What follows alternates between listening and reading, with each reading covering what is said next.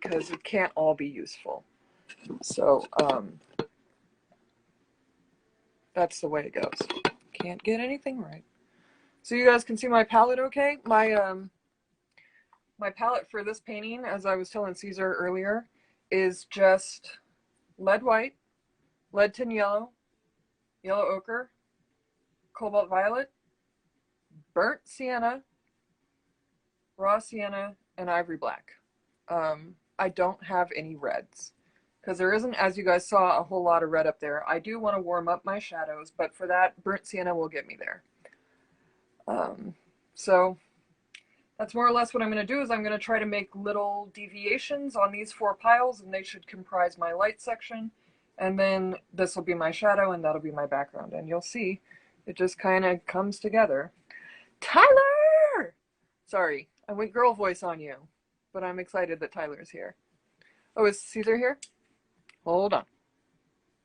Let me again try to figure this out.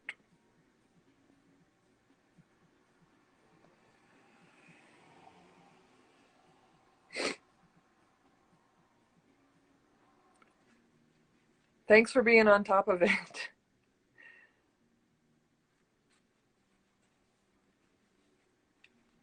Let's see if we can get him in here. Come on, Cesar. He's just swearing at his phone. You'll find that I squint a lot, which is actually not a good thing to do when you're thinking about color. So just make fun of me for doing it. Because if you want to see value, squint. If you want to see color, open your eyes really wide. That's the trick of the day for you.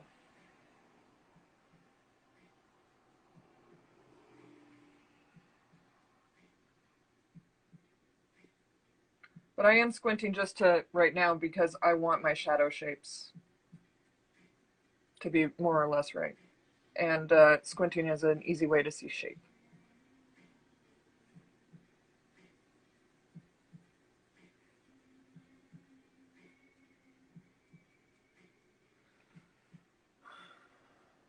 It feels so dark even though I'm working on a toned canvas. There's Cesar.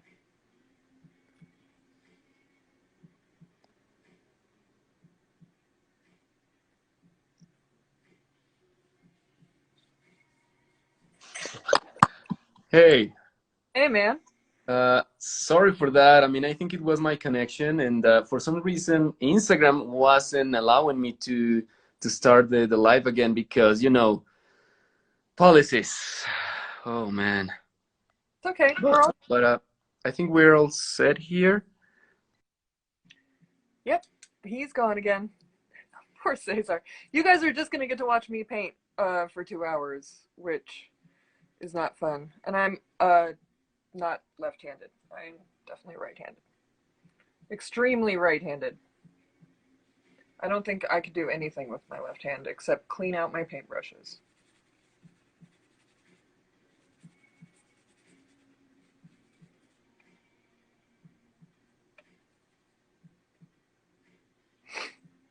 Why do I choose cobalt violet? Well, I need to have something that's kind of got some red in it. And I don't want to use a red. I generally don't like reds in like white paintings because when you add red to white, you get pink. There you go. That's why I look left-handed. So I choose cobalt violet because it has what we call a really, really, really low tinting strength. So that's just like a pigment's ability to influence your pile. And by pile, I mean mixture. So I choose cobalt violet because it'll give me a little bit of red where I need it, and without making everything pink, it'll push it to purple, which is fine with me. And yeah, it's not going to overwhelm my piles with some ridiculousness. It's also just a nicely kind of like in the middle of opacity, like it just plays well with all the other colors. and it's pretty.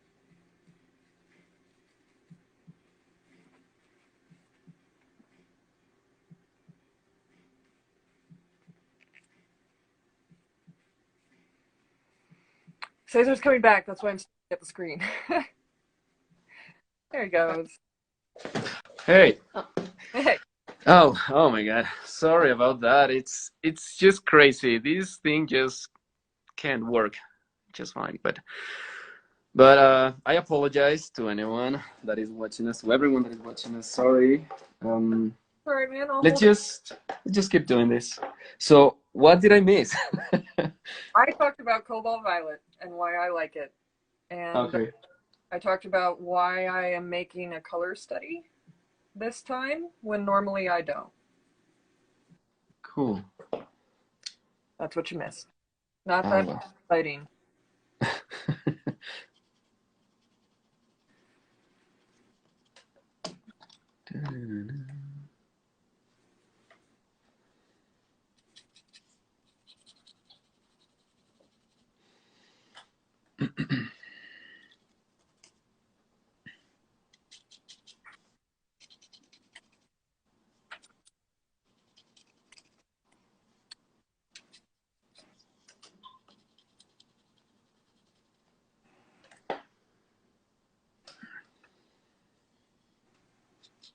I had to go downstairs and get all my bristle brushes out because, like I said, I don't normally do color studies, but I find them the best for laying in big masses of color.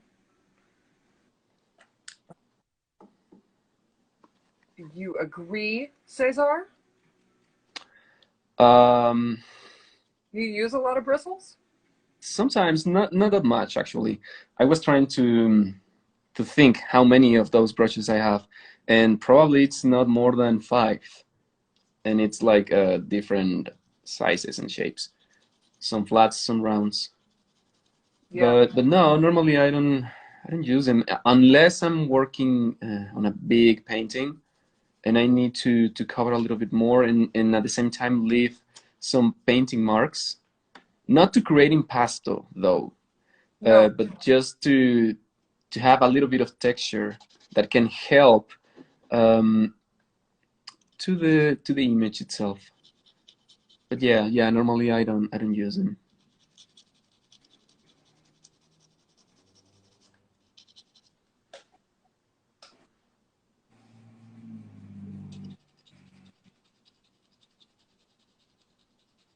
My canvas is toned so close to what I'm painting that I'm finding myself having to um like put in my background earlier than I normally would. Really? Oh, are you still using the Williamsburg lead white, by the way? Yeah, I gave my episode on it last night. Somebody asked me about Old Holland lead white, and I don't know, maybe somebody in the room knows this. I don't know. Why the hell is Old Holland lead white so much more expensive than all the other lead whites? It's like 3 times as expensive as everything else. Yeah, I have no idea. I think it's probably because it's made in Europe and they have to like get a special permit. But so does Michael Harden, and it doesn't happen that way with But those. he's in England, so Well, Brexit. well, yeah, it's a different. Yeah, you're right. Uh, but it may be just that, like a reason from the point of view of politics. I Yeah, don't think it's something different. but didn't he start in the United States or has he always been in England? I don't know that honestly. I don't either. I've never bothered to look into the company history of Michael Hardy. Not something that I'm interested in. What's the point anyway? I mean, we only want to use the paint and that's it. Yeah. Unless you try to find and to get the pigment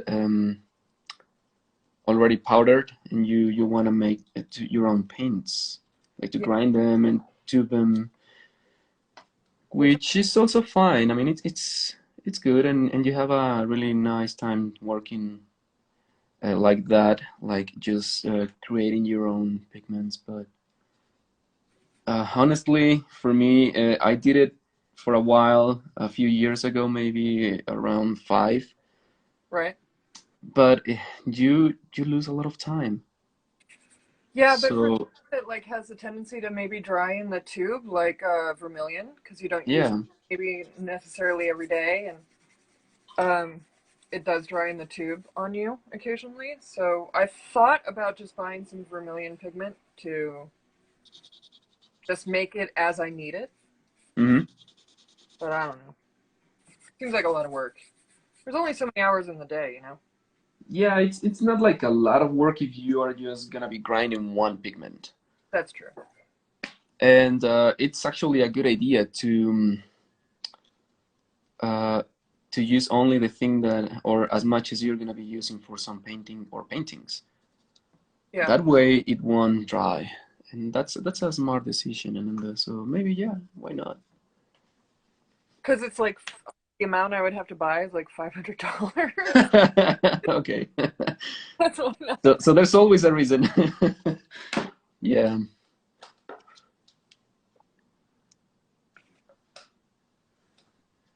So well, I just want to say that I'm gonna be working on the portrait and on the ear and the hair today on this drawing.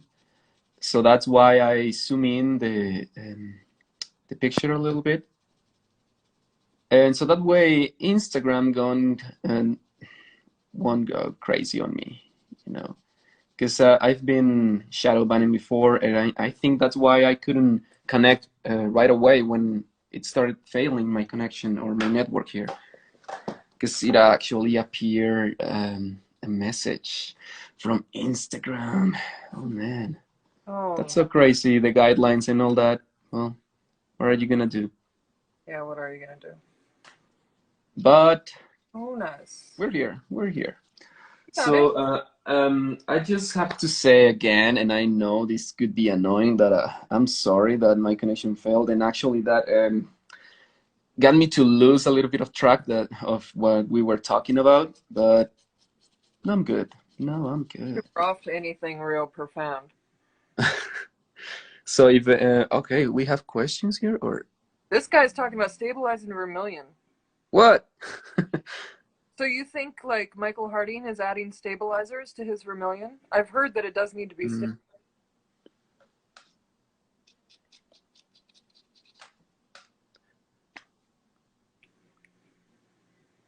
okay. I love how Spanish speakers, I know, I love how they say ha ha ha with the J's. Oh yeah. So I'm so American that in my head I read ja ja ja. Well, in our case, if we want to talk about that, it's funny because we don't pronounce the H, so it's ah. Uh, But yeah, pues gracias a todas las personas que también nos están acompañando esta tarde. Cualquier pregunta que tengan, ya sea que gusten que la responda en español o en inglés, pues aquí estoy. Así que con toda confianza, pregunten, pregunten. Okay, so back to English now. So I was just telling oh no, I got it. Don't worry. our Spanish viewers or any other people from Latin America that is already watching us right now that they can ask away if they have questions in Spanish, and if they don't feel comfortable or secure or confident enough to ask in English, I can answer their questions or help them in any way I can. You'll be our translator. Yeah. So okay. So Grant says that he finds Harding and Roblet Vermilion very similar. I Yeah. actually haven't used the Michael Harding, only the Rublev one. Oh really? I only use a Michael Yeah, Harding. really. Yeah. I like the Rublev one because it's not very strong. I think there are other Vermilions that are so chromatic, and Michael Harding could be one of those. And then again, when you ask me about my palette, well, I think the answer it's there that I don't really use high chromatic pigments all the time. So that one it works just fine for me. And I could be wrong. I could be using a different vermilion just to try it and see where it lets me, you know. Yeah. So maybe I'll get one I mean, soon. I've heard that it dries in the tube. Which one? The robot one? Uh, the Michael Well, Hart, oh, but I've had my tube for like almost 2 years now. oh, good. It's as nice as the day I bought it. Yeah, yeah.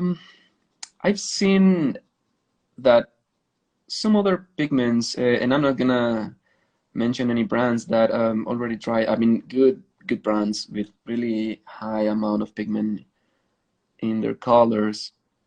But that's good because, like we were talking about earlier, they didn't use stabilizers, and I think that's better. And if it gets dry, it doesn't matter, people. I mean, you can open the tube and Just cut open uh, the tube.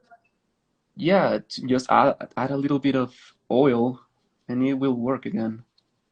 It won't take that long for you, or it won't take a lot of your time. So if that has happened to you before with any other color, just open the tube. Don't be afraid. Don't be afraid. Let us encourage you, people. Hmm.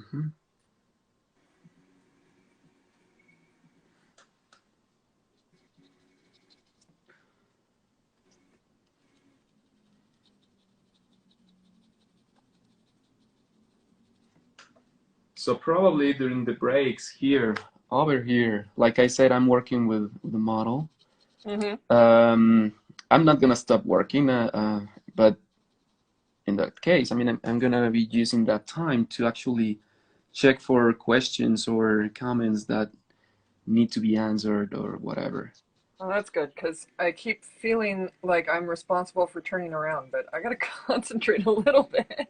Yeah, yeah, no, no, no, don't do that. I mean, people, please be patient with us because we are working right now. We're trying to So give you. we'll get to your questions. Just give us a little bit of time. But please, don't stop. If you have a question or anything, whatever you want to say, please just say it. It doesn't have to be related to drawing or painting, like we were telling in our stories, not only yesterday but the days before. We were gonna talk about different stuff. Muay Thai. Yeah. Your Muay Thai friend is here.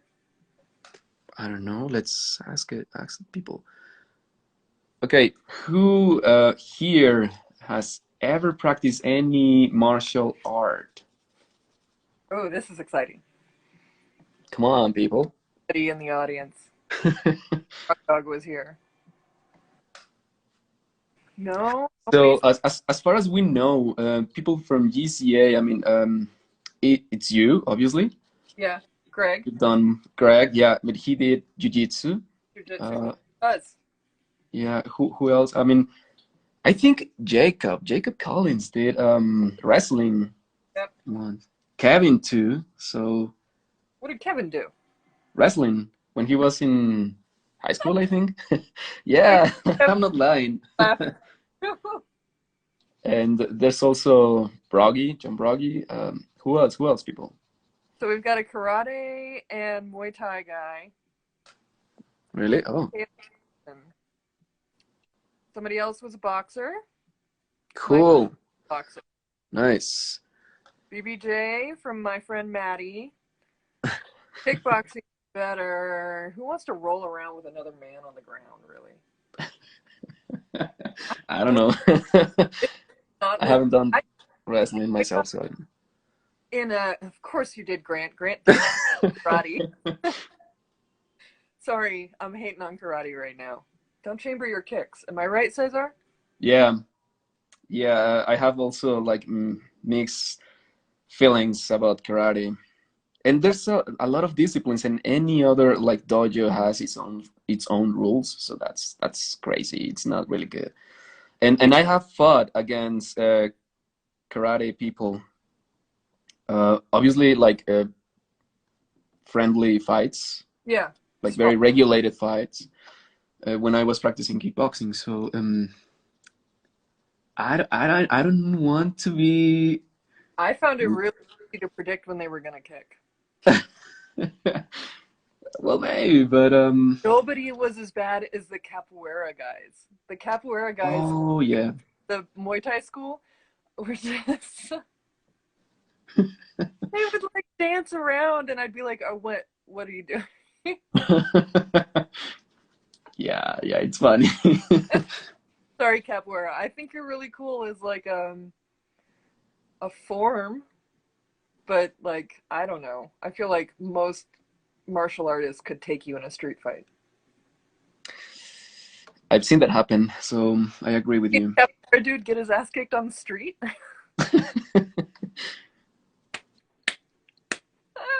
In my head, that's hilarious. Sure, it was the guy that got his ass.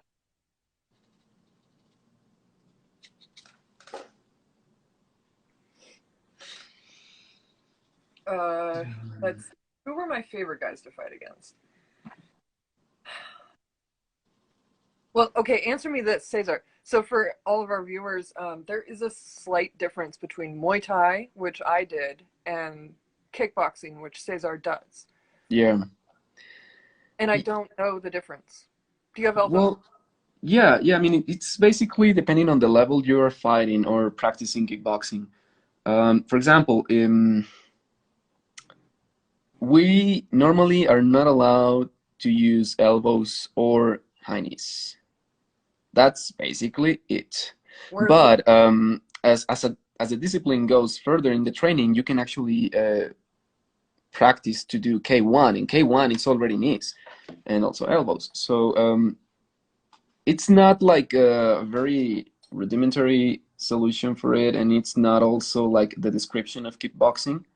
Kickboxing is basically more boxing than kicking, but at the same time we use it a lot. So it's movement. It's the relation and the harmony of the body through movement. There's a lot of discipline in it, and that's one of the similarities with Muay Thai, because Muay Thai is a lot of that, a lot of the knowledge of your own body and how much can it take, and taking that into some meditation.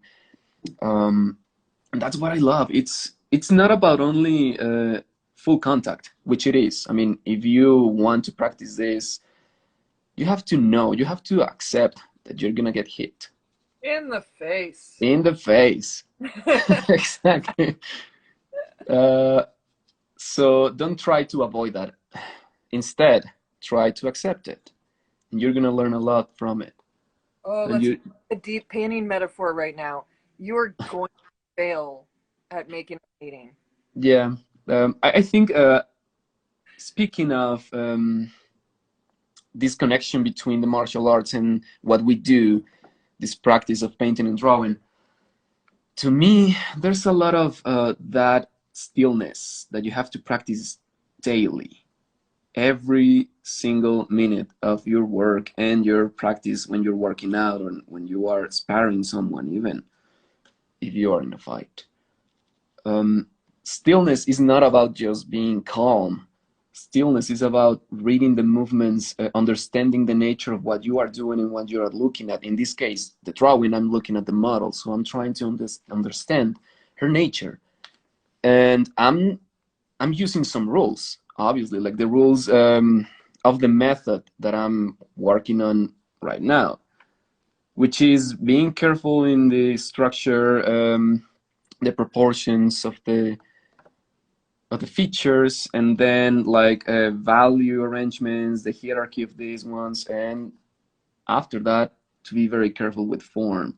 So with the martial arts, and I'm only want to be talking about kickboxing. I don't gonna want to get like in universal in this Right. because it's so variable.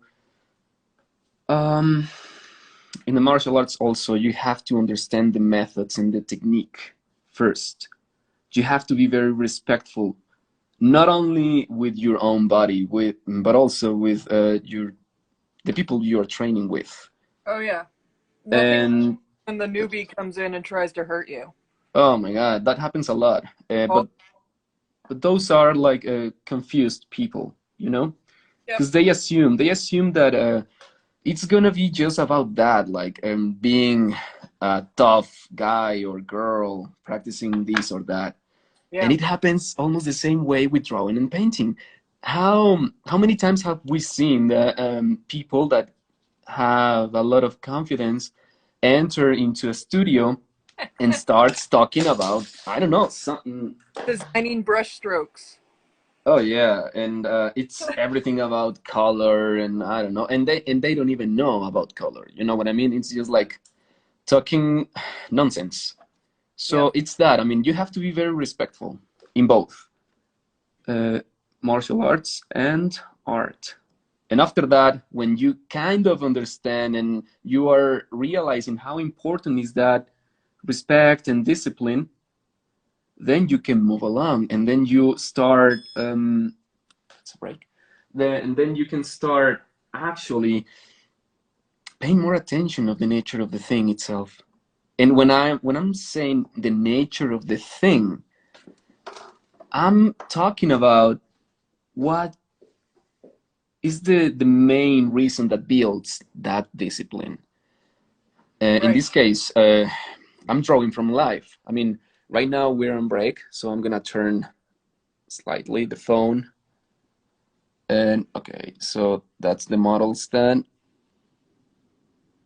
So I'm just showing this to everybody so I can make a point. And the point is, if I'm looking at a person and paying attention to what it describes her in this case, I'm not copying, I'm not mimicking, or at least that's what I'm trying to do. I'm trying to not to produce some sort of picture that reflects the same things that I think I look at or that I'm watching. Instead, I'm I'm trying. Sorry about that. To recall some remarks about honesty, the honesty of the work, and I'm not gonna get deep into that because maybe some people think that's a sensitive issue. But therefore, if you are being honest with yourself and with your work, then you are gonna realize that nature changes a lot, and you don't have to pretend, you don't have to fight against that same nature and that same changes that you are going to be looking at. And I'm not only saying that if the model moves a little bit, slightly bit, or if it changes the pose, whatever, that's just an excuse. Yeah. It is an excuse to not actually see, because there's a difference when you look at someone or something and then when you try to understand how to see. For me, it's a very profound reflection that I try to remember myself every day when I'm in the studio, even if I'm not working with a model directly, and if I'm doing some sort of study or a still life or um, whatever. I always try to be very capable of seeing myself with the nudity of truth. Um, but yeah. Truth. You Oh, used. oh, we're getting there. I'll let that one slide. Okay, okay. But I know we're gonna talk about it, so it's fine. So yeah, um, and for me also as a priority when I'm drawing on, or when I'm training kickboxing, I have to remain steady, but also like keeping very light in my movement. And the move with movements when I'm training kickboxing, obviously I'm talking about my body. But when I'm talking about painting or drawing, that movement gets reflected in the sense that I don't have to be very close to one solution, but also taking the fundamental part of it to create an image, a picture, and at the end of the day, an interpretation of a person. I think that's very important for me, to understand what is an interpretation and not only representation, because maybe there is some confusion among people about this. Right. I'm obviously trying to let my passions and my emotions to go through when I'm working, but at the same time, sorry, I'm trying to be like a guard of those emotions, so they need to be measured. And well, sometimes a lot of people get confused with this because it's not easy, and I'm talking about patience. But if you really want to do this, you need to be patient. You have to build and construct the armature that it's going to help you do this for the rest of your life. If you want to do this for the rest of your life, which we are trying to do, Ananda. So Yeah. yeah, patience is important. And that's also another word and another concept that you are going to be looking in martial arts, to be patient. And that's very funny when you mentioned that a newbie goes into a gym or whatever, and they start to bragging about they did something before, or they didn't, but they just want to punch something. Right. They are going to suffer. And not only physically, but morally too, because Yeah. that's not the way. It's just not. Okay. Um, but yeah, definitely there is a weird relation between painting and drawing and sculpting practice with martial arts for some reason. I think I made clear some points that might help people to understand why, but it's not that I'm an authority to tell anyone that this is the way or why this happens. So Hmm. I don't know. It's just what I think. I think you find the two end up getting together a lot because they both are going to appeal to people who want to master themselves. Yeah, Patience and discipline. yeah. And that's for life, not only for these two disciplines that we are discussing about. Oh Yeah. man, am I gonna get that philosophical right now? It just I happens, don't. man. It's just the way your brain works. I know. It's okay. You're a romantic. I am. I have to accept. But if anyone thinks that I'm being annoying, I can stop. I can talk about, I don't know, what do normally people like? No, Um, no, no. I We're don't not know. what normal people like here. You did not bring Amanda Featherston on your show. I was just kidding. Okay. I'm like, I refuse. I will leave this live stream.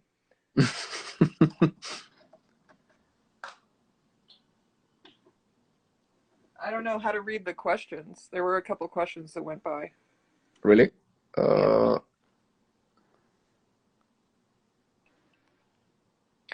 Capoeira fan in the room. nice.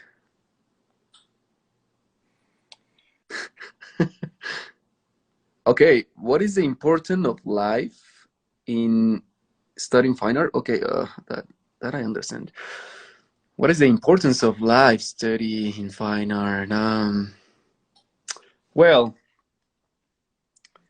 that's a really good question, and at the same time, it's going to be a little bit um, vague. Some of the answers that I can provide to you people, but I only can speak of myself. And when I say that it's very important to work from life or to study from life, um, so I can have like this productive artistic life in fine art. Um, it gives me not only the pleasure of getting close to what is real.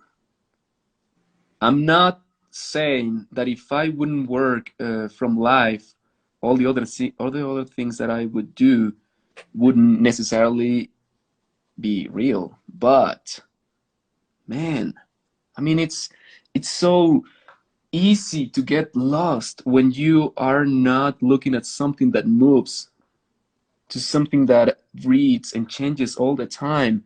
Then I have to ask anyone out there, are you really satisfied with the coldness of something that it's not alive when you are looking at it? Dude, I am literally painting a skull right now. That it was alive at some point, Amanda. It's still degrading itself, True. and you are not like trying um, to freeze that image of the skull. If you change the light a little bit, it's gonna be a different thing. Yeah. If you move around your studio, you're gonna look at the subject in a different way. So no, you are working from life, even though it's not alive per Yeah. se. I was just joshing you, I know. I know. But I think it would help for people out there that it's watching us right now. And I know I can get criticized a lot because of this, but I love um, to get into a discussion, a really honest and well thought discussion, please, not like just bullshit. Are you are you accusing me of being a bullshitter? No, not you, Ananda. Come People that on. watch, What was that? just people in general.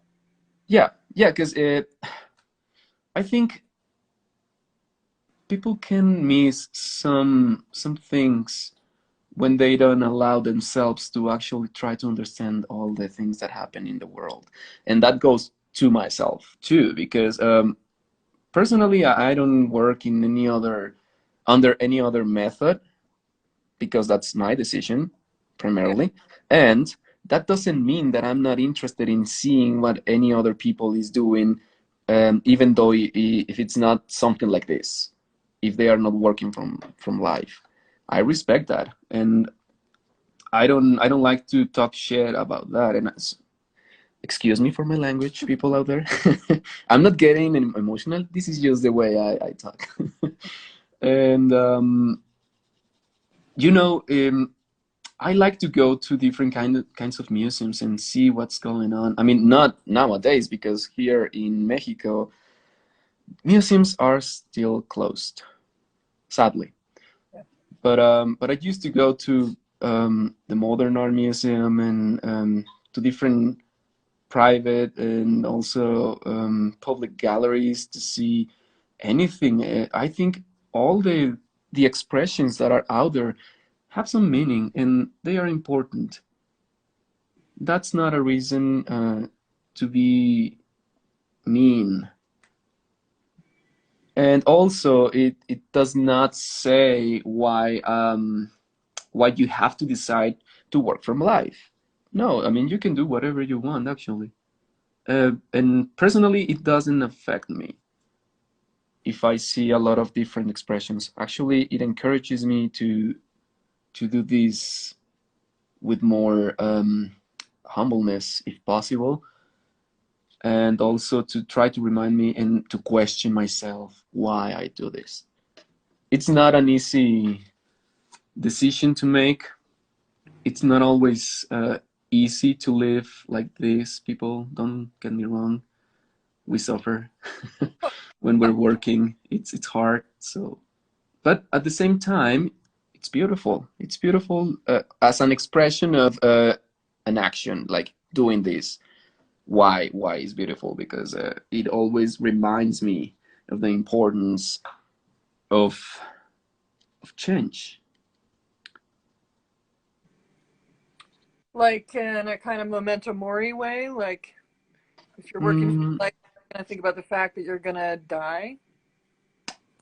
that has happened to be one of the things that I thought or used to think that needed to be a reason for me to do this. But no, nowadays I don't think it goes there. I mean, obviously I think about time. I'm not afraid of if I die tomorrow or after this session if something happens to me. Um, I don't care. I think it's more important for me to think about time and how this time it just goes through your fingers without even noticing most of the time. And then this time is the same that it's gonna give you the appreciation for life. So it's a matter of how you are gonna be using that time. maybe. I don't See, know. I have kind of interesting thing to say about that. I find that my happiest moments are when I have been working really mindfully for like 4 or 5 solid hours, and you get into that like fugue state where you're just like on the form and you're just thinking and you're completely outside of your body. You haven't eaten. For me, I don't even smoke if I get into like one of those really crazy um, headspaces, and then Mm-hmm. I'm out of it and I feel like I have no idea how much time has passed. I haven't felt my body for hours, and I'm just like, Right. whoa, what happened? That was cool. It's kind of Yeah. like being on drugs, but you're the opposite, right? Yeah. Like, it's such a great feeling. And so for me, I'm just always chasing that. I try to like set myself up so that I can have that experience. It doesn't happen that often, but when it does, my God, I'm so happy. Yeah. It's true. It's true. I guess also it's important to talk about like the ideals that normally people have about this and or doing any other thing. But let's just talk about painting and drawing. Personally have an ethical, like, you're a piece of shit if you don't work from life kind of stand. I know if Len was watching right now, he'd be laughing. Uh, but I know. I will occasionally, I'm a little bit of a shit talker, but sorry for swearing. I also just swear a lot. We're just gonna, an R-rated Instagram live. Yeah. Um, Besides, this is an informal session, so that's what's gonna happen. um, but I don't think it's necessary to take like some kind of moral stand on it. I just, for me, works that are made from photograph, I'm just limiting that because there are other not from life practices that I also don't have a problem with, but I'm just limiting this to photograph. Mhm. Um, Right. Particularly interesting. I don't. There's kind of a deadness to it. Um, Sometimes that's not true. Like, I could name some guys that work from photographs who I like their paintings, and the fact that they work from photographs doesn't really bother me. But personally, it's kind of like my thing that I say about lead white. If I couldn't paint with lead white, I wouldn't paint. If I could only Mhm. paint photographs, I wouldn't paint. It's like, why do I exist? Am I just a copy machine? I don't want Right. to be a copy machine. I want to be a painter. And for me, something about being a painter is like I want to interact with the natural world in some way. I So it feel doesn't you. moral. It's just kind of like what do you prefer? Because I feel like ultimately people are buying my experience. If you buy my painting, you bought the fact that I sat in front of this object for God knows how long and had all these thoughts. And those thoughts are now like frozen in paint. Mhm. And you can buy that. That's pretty cool. Yeah, I agree with you. But sometimes to see that for some people, it's just like I don't know why it's hard for them to understand it. It's pretty simple. It's just how we convey our emotions and our satisfaction when we work in front of something, when we're working from life. Sorry, I stumbled there. I think a lot of Um, have an attachment to the result rather than the process. yeah, That's all that drives it, which is so now, right? Like it just I don't want to put in the hard work to get the from life result. It's like this person moves or I can't capture that sunset. You can. People captured sunsets before cameras were invented, so you just mhm, gotta learn. It just takes a hell of a long time. yeah, and And also it talks about commodities, yep. like how much comfort you want to get when you are taking a photograph and then painting from that photograph. And I'm not saying also that it's wrong. You can do that. I don't mind it. Right, there's no right or wrong is what I'm saying. It's Hmm. just I'm for me that sounds like excruciatingly boring. So have fun. Yeah. Mhm. Okay, now I'm gonna move into the hair in this drawing. So I'm gonna fix the form of it. So I think it wouldn't mind if I talk a little bit of what I'm doing here right now. I think I just got carried with other topics which are part of our discussion today. But if some people is interested about what I'm doing, I'm hoping. So basically in this drawing, I'm using charcoal and color pencils to create some sort of harmony in between what I call an atmosphere and the um, rudimentary way to use a method of drawing to get someplace.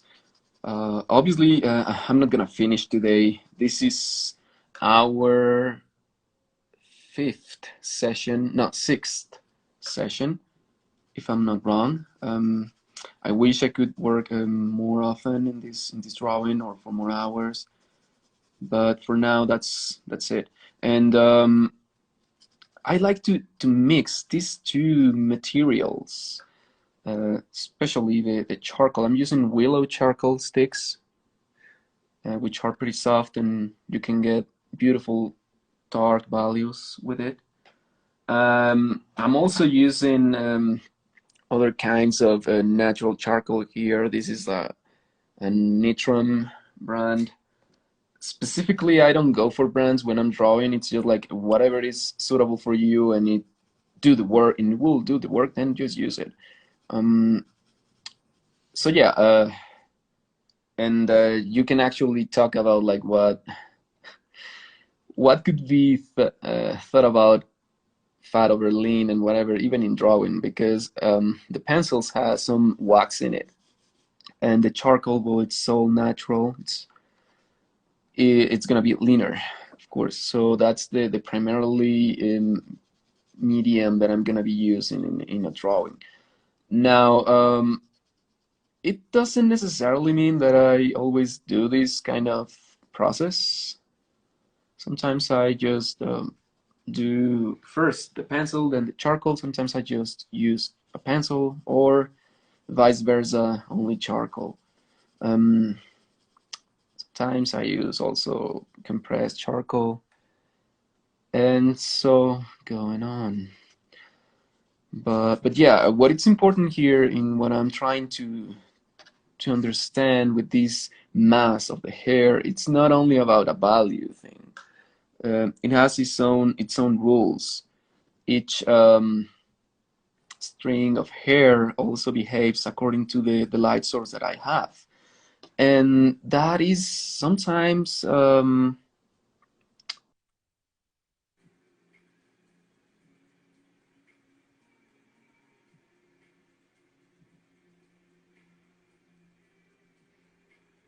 You think his internet is going out again? Did you finish your sentence, Cesar?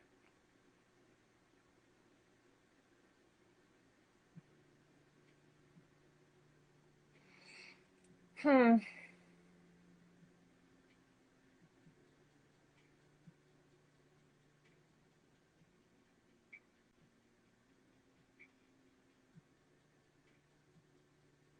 Ah, he muted himself. Okay. I'll talk until he figures it out.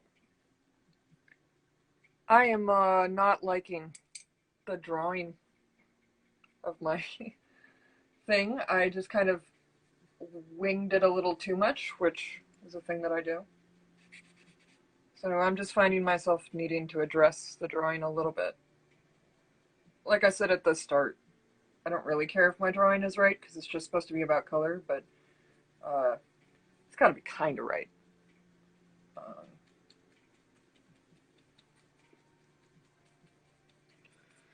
and I'm using real turpentine, which evaporates really fast, so I'm having to kind of like, or it doesn't evaporate, it just, I don't know, sinks into the canvas or something. It does evaporate, but not as fast as OMS.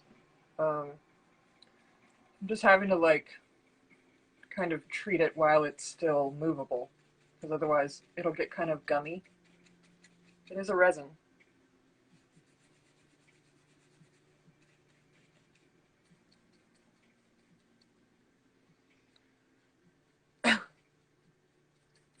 I also regret putting burr number on my palette.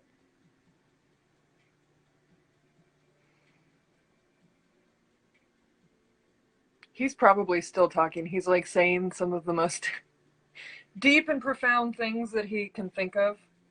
We're missing it.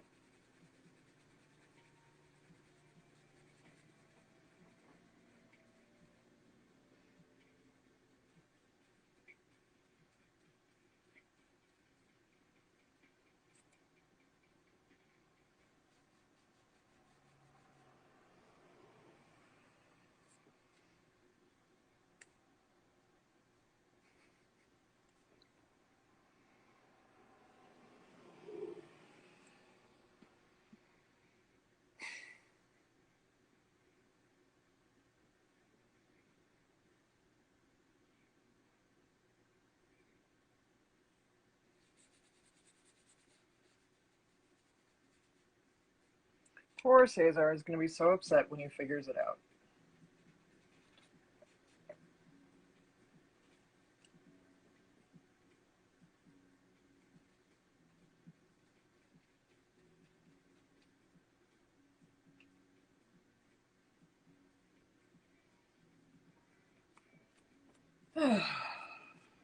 Frustrating.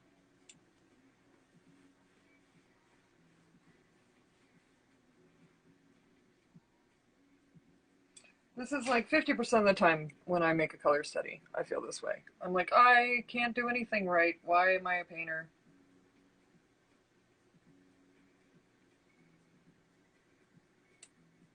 It feels too white.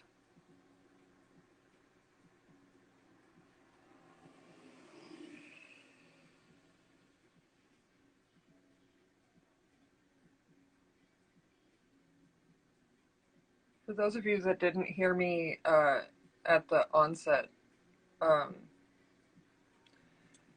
I'm not trying to smush anything together ever.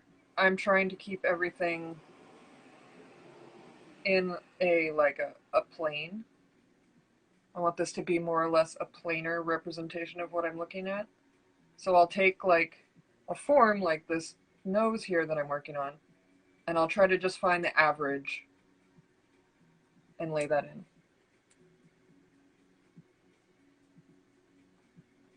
Sometimes a lot harder than it seems, like everything.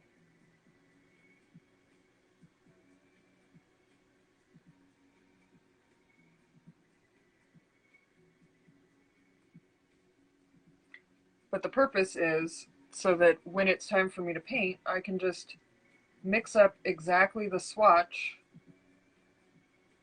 of that shape and transfer it to my canvas. And then I don't have to think so much. I can just do what we call turning form, which is hard enough.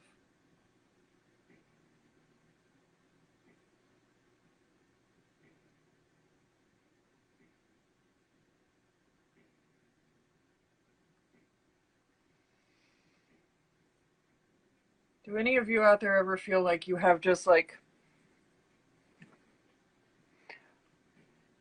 gumminess? I'm using real turpentine, not odorless mineral spirits, so it sets up really fast. I like to use it for alla prima stuff because of that. It doesn't stay slippery like mineral spirits does. Um, and I regret burnt umber because when burnt umber gets in with everything else, it tends, or at least the one I'm using, tends to make everything kind of purple. Um, and it's not all that purple, my subject, so I'm having to fight it with a little bit more yellow than I wanted. Um, yeah, I'm not having to touch my cobalt violet, that's the truth. Um, but yeah, this is mostly yellow and blues. And yeah, burn umber is just screwing it up. The shadows are very burn umber, but Cesar.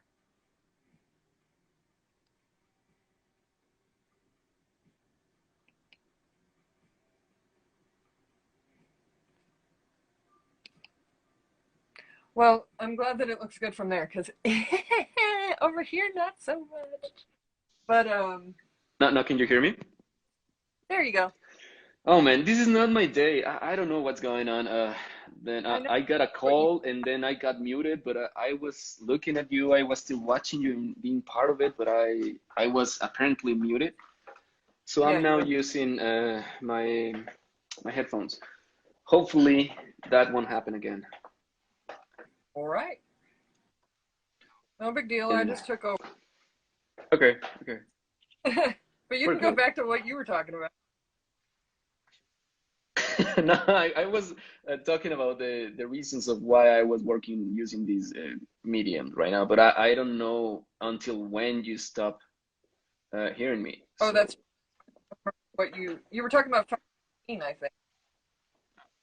so probably almost back to the beginning. Yeah, pretty. um, damn. I know. I'm Okay. so. No, it's fine. I mean, it's not my fault to, it's like these I know. weird things that happen. Um, so yeah, back to the topic. So okay, I'm gonna try to be as accurate as possible with the order of the things that I said before, but that no one could hear. Um, the reasons of that I have for using these mediums right now, it's just because I love the novelty of charcoal and wax pencils on top of it.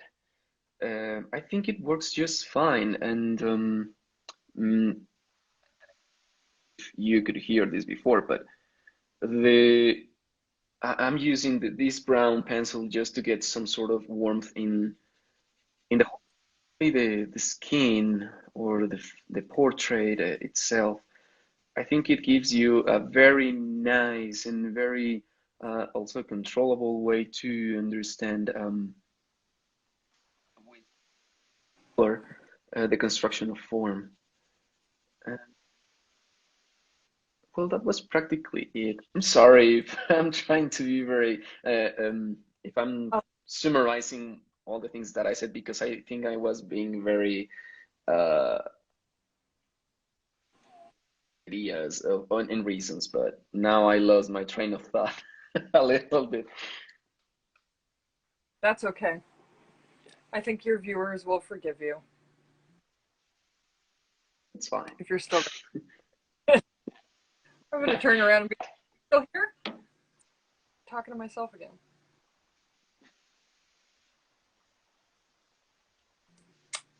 Man, I am on the struggle bus. I did a wild thing and radically changed my lighting without moving the subject so that I didn't have to redraw my entire block in. Because like the contours will still be the same. I just have to redraw all the shadow shapes, which kind of sucks. But the lighting situation that I had, the one that I did my color study yesterday, was just not interesting. So uh, I took the I took the chance and moved my light pretty dramatically in the hopes of finding something a little more interesting to look at. But that's a kind of a ballsy thing to do, like mid painting. A question right there, and it says, "Can you talk about Fado Berlin and how Yeah. you think about it, that and execute while you're painting?" Okay,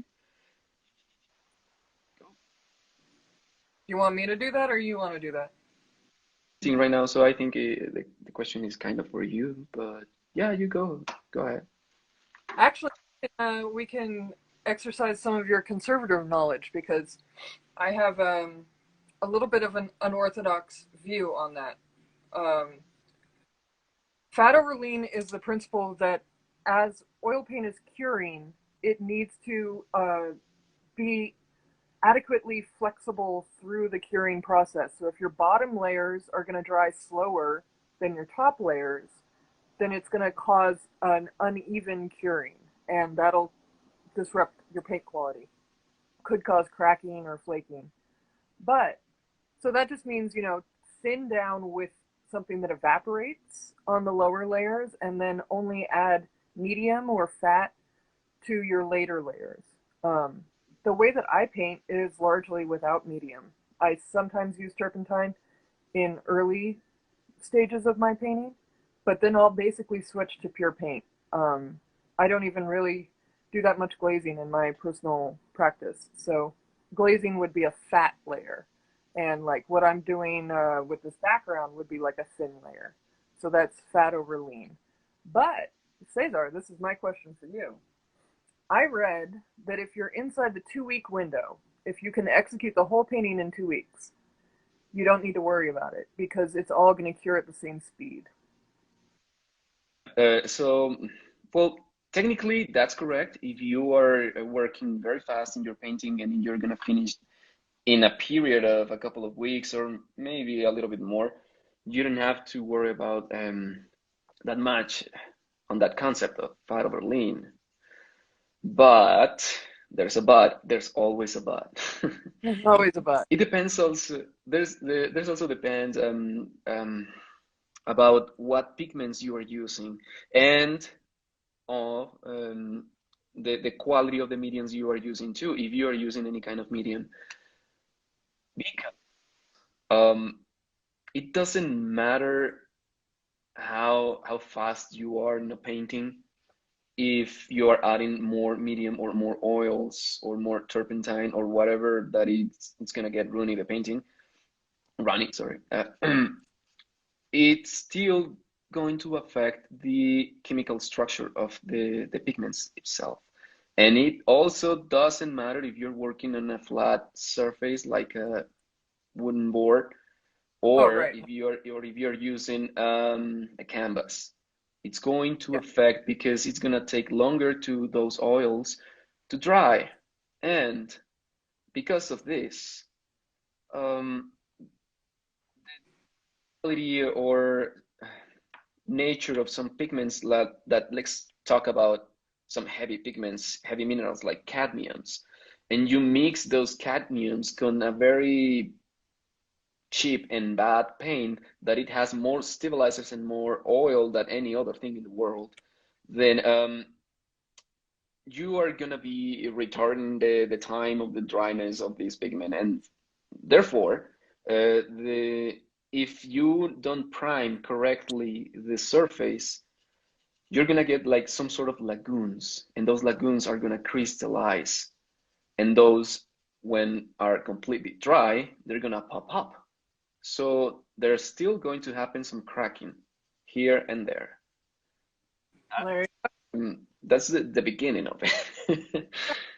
Because the yellowing part of it, it's also going to happen. Yeah, but And that's never do fat over lean or not. and but then again, I think it's important to talk about it. One other thing that happens, if you follow this kind of normative guideline, which is what you just explained earlier about fat over lean, I think just understand that need to add a lot of weight into the painting because um, that's that's also one of the reasons why people feel and see that impasto nowadays is so popular because you can get a lot of texture and all that, and that's like catching your attention. Yeah, that's really good. But if you keep your and on with using only large amounts of mass in your paint while painting, um, that too, you know, technically and in reality, physically, let me just go deep into that. Materials are going to be working independently with a lot of heavy minerals like cadmiums, and then you use a lot of other heavy materials like lead, and at the same time, you're using some synthetic colors. These are not gonna bind completely, although, I mean, level. Really? Basically, they are. They are Yeah. going to be just fine. Yeah. But it's a very small we're gonna be looking at if you want to go. If you want to understand this completely, right? I mean, there's always gonna be risk. There's always gonna be failure in the structure of the painting itself. I mean, I'm talking about the by structure, the way it's produced, the materials you use, etc. Um, try to get catch right away by these concepts of fat over lean or how much impasto you have to use if you want to get like very expressive. No, I think those are like over popularized ideas. First and overall, there's logic, and the logic dictates that you just said. If you are going to think about this, then you have to start working with a very paint and let it dry. Not completely, but let it dry just a little bit. And then start thinking about building mass of paint. Not, I'm not talking about values and color arrangement, just as using a little bit more of that. And if you want to do like glazing on top of that, you have to wait, you have to be patient. You cannot, if it's No. dry to the touch, you will not, please do not glaze on top of impasto, even if it seems already Why is fat over lean? If it's lean dry over to the fat. touch? I'm talking about now lean over fat. If you are going to be glazing on top of some very thick impastos, there's this appearance of the pigments that are like they look or they might look like they are dry, but in the inside they are not. And if you add some glazing, and also it depends what medium you're going to be using for the glazing. Yeah. Let's say that you use stand oil, the most neutral thing that could be maybe. Um, other thing with a resin in it. But let's just talk about both. If you're using stand oil, the stand oil, it's gonna get dry and it's gonna oxidize. So it's gonna leave a thin layer of oil on top of that impasto or mass of paint, which it's not completely dry yet. I mean, it's gonna take maybe, if it's a thick impasto, it's gonna take more than 5 years to dry. Also, no glazing for you guys. Yes, but you have to wait. You have 5 years. to wait longer. No, not completely. I mean, the thing about this is that you don't want to create some sort of priming on top of a surface that it's not completely dry, and you have to be very careful and very about that decision. You need to know the risks. Risks with about glazing on top of big impastos. I'm talking about like half of an inch impasto, by the way, not like thin, expressive marks, brush marks. That's fine. That can dry very fast. I'm talking about like those huge amounts of paint, chunks of paint that sometimes we like to apply to a painting. But yeah, you need to be careful with that. To not use either. If you are going to be using them, use them at the end, at the finished layer. If you between layers, oh man, that's also Oh going to yeah. create some nasty problems. Yeah. Oiling out. Please do not oil out a lot. Almost not. How do you feel about retouch? Because it evaporates way faster than oil or any other resin Yeah. thing of resin. So it's good, but also don't do it regularly. I mean, if you work between, I don't know, around doing 4 layers in your paintings, 3 to 5, let's say, do Yeah, not um, do not use that between each layer. that idea too, because you then again you are creating a layer of crystallized minerals and or organic resins. Yeah. I've been more or less thinking that the way I would advise people to paint is the way that Jacob advises us to paint, which is in like 2 layers, 3 max, just to prevent that like oily buildup and like all these layers that are gonna cure unevenly. It could be more than enough. I mean, sure, you can try more. Like I said, it's not a rule. A little bit, you just have to know the risks. Yeah. Oh, if you don't, that's fine. Um, um, After so many years, well, more than a decade, almost 12 years now, working into, I've seen very nasty situations when people used to go. You use what,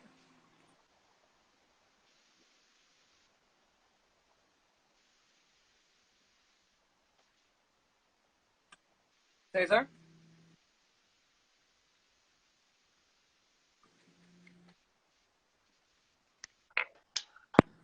Okay, can you hear me? Yeah. Okay. I don't know what's going on here, but but then We've got again, a question. When working on a painting for multiple days, do you oil out before starting back in each day or not to? What no, do you looking for to know? no, do not do that. Like I was saying before, Yeah. try to not oil out anything, even when you are working on dark areas. Because I know dark colors tend to look opaque faster than bright colors. And you are going to feel the necessity, almost the urge of oil out just to just to see well the colors. No, try to avoid that. Instead, if you want to remember how it looked some sort of area, if you while you are painting, try to save with a small brush or even a big brush, a small of that part of that paint into place it into a different surface that it's already primed and ready to paint on. So you can actually remember what was the saturation, what was the value, how it looked per se. That's my recommendation. It's also something that I don't do, but I think it can work Yeah, I was like, instead of that's oiling out. extreme. Okay, I'll give my slightly more practical answer than Cesar's. Um, sorry, Cesar, that's a lot. No, no, no, no. Go ahead, go ahead. Um, I will use a removable retouch, and I will only retouch exactly where I need to join up to the previous form. So I don't put retouch everywhere just to get that gratification of seeing it all look like it will when it's varnished. Only if I Mm-hmm. need to attach the form that I painted the day before and it's dry to the touch, will Mm-hmm. I put a little retouch on so that I can join back up, and then I will go back and remove that retouch when it's dry if I can see it. So what we mean by oiling out is if you come back to your painting and you want to match the value of something that you had painted previously to keep going. Uh, some painters will just kind of put a clear glaze of oil on the previously painted section, and that's not good practice, frowned upon.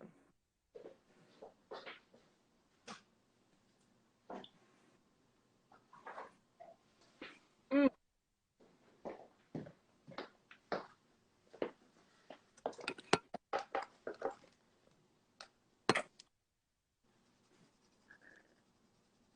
Who else has technical questions? Because that's Cesar and mine's like common ground.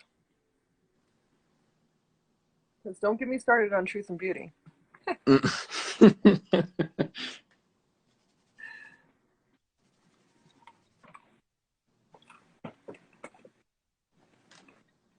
All right, we're just gonna work until somebody asks a question.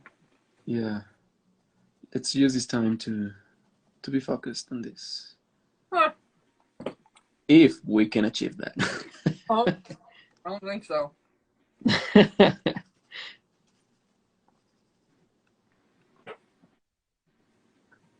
Okay, there's a question. How do you remove retouch Oh, varnish? removable retouch is usually removable with the same brand's version of mineral spirits. So Yeah.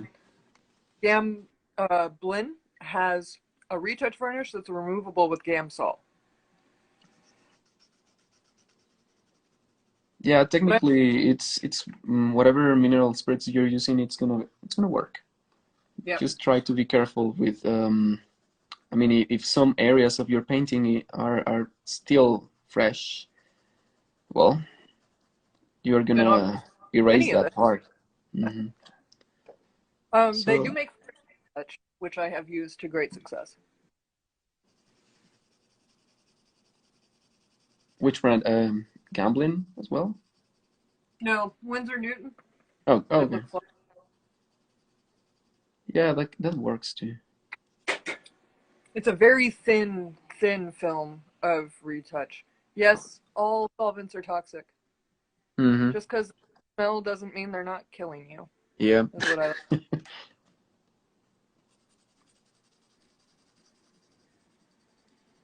But also don't be afraid if it's toxic or not.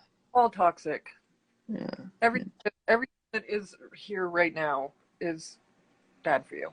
Hmm. We like to live dangerously. Yeah. Lead white squad.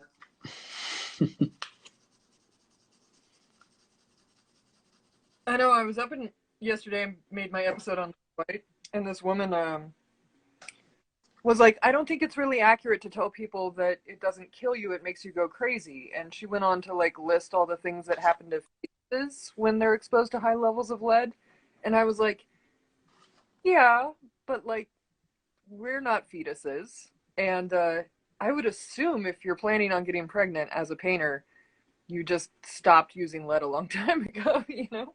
Yeah. It's like, I get it. Yeah, a lot of people get offended with those things.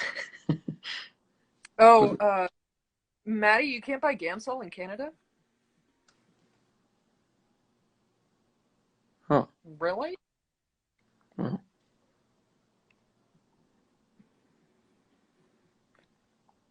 Oh, another one of my brilliant students is here. Maddie, I'll send you a link for natural turpentine if you want later. Um, one of my students, Phila, is asking a question about planes. I'm not doing a really good job of it right now because I'm trying to talk and everything. So actually, what I'm going to do is scrape everything that I did and get really, really, really deliberate about putting my down because I really do need them. And if I don't get them today, then I have to come back and keep doing this until I get them. You know what I mean? So, because I need them, they're like my map. So I'm just gonna get rid of all this paint because I don't want it to build up, and I don't want when I put my planes down for the previously placed paint to discolor. I want to be able to mix it really deliberately on my palette and slap it up there with confidence.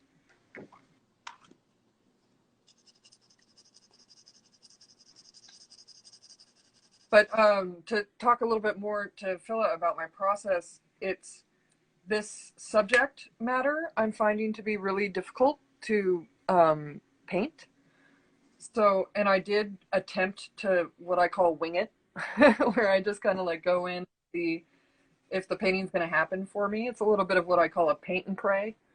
Um, but this one did not work out because the colors on the real life object are very complicated and the object itself is really complicated because get the two skulls to look like they're fused requires a fair amount more resolution than I would normally want to pursue. but I'm gonna go for it, even though it's not traditionally my style to really resolve things in a super resolved way. But so in order to do that, I need to have a good drawing, like I taught you in class. Here's my transfer drawing, and then I need to have a really, really accurate color study, so that I can take all the color planes that I'm gonna put up here, transpose them onto my actual paint. This is just the study, and I'm allowing it to be a little bit optical. I'm not totally doing that. That's actually a very complicated thing, but it's pretty optical. I'm pretty much just saying what color to like, trying to match it. Um, so hopefully that explains everything. But feel free to keep asking if I didn't get it.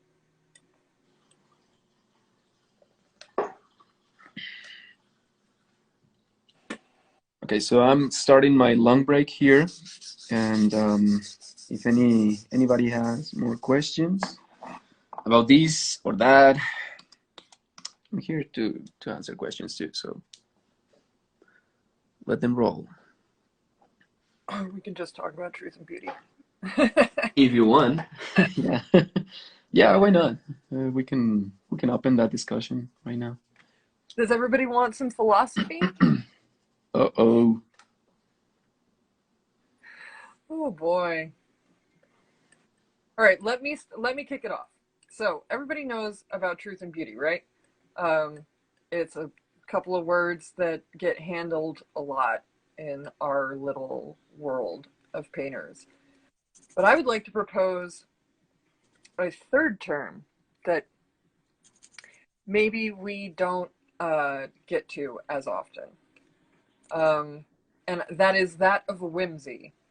I like the idea that my role as an artist in the world is not necessarily to reproduce nature for you, but maybe more make you feel more human than you did before you looked at my stuff.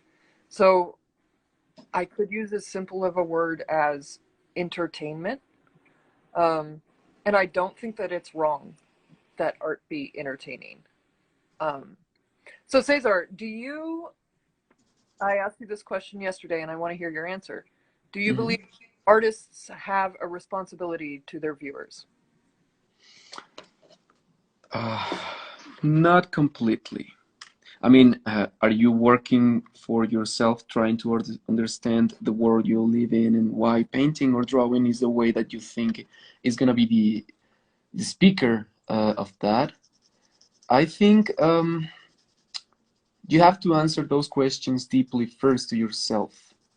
I don't believe in that we have to respond all the time to some sort of necessity of humanity.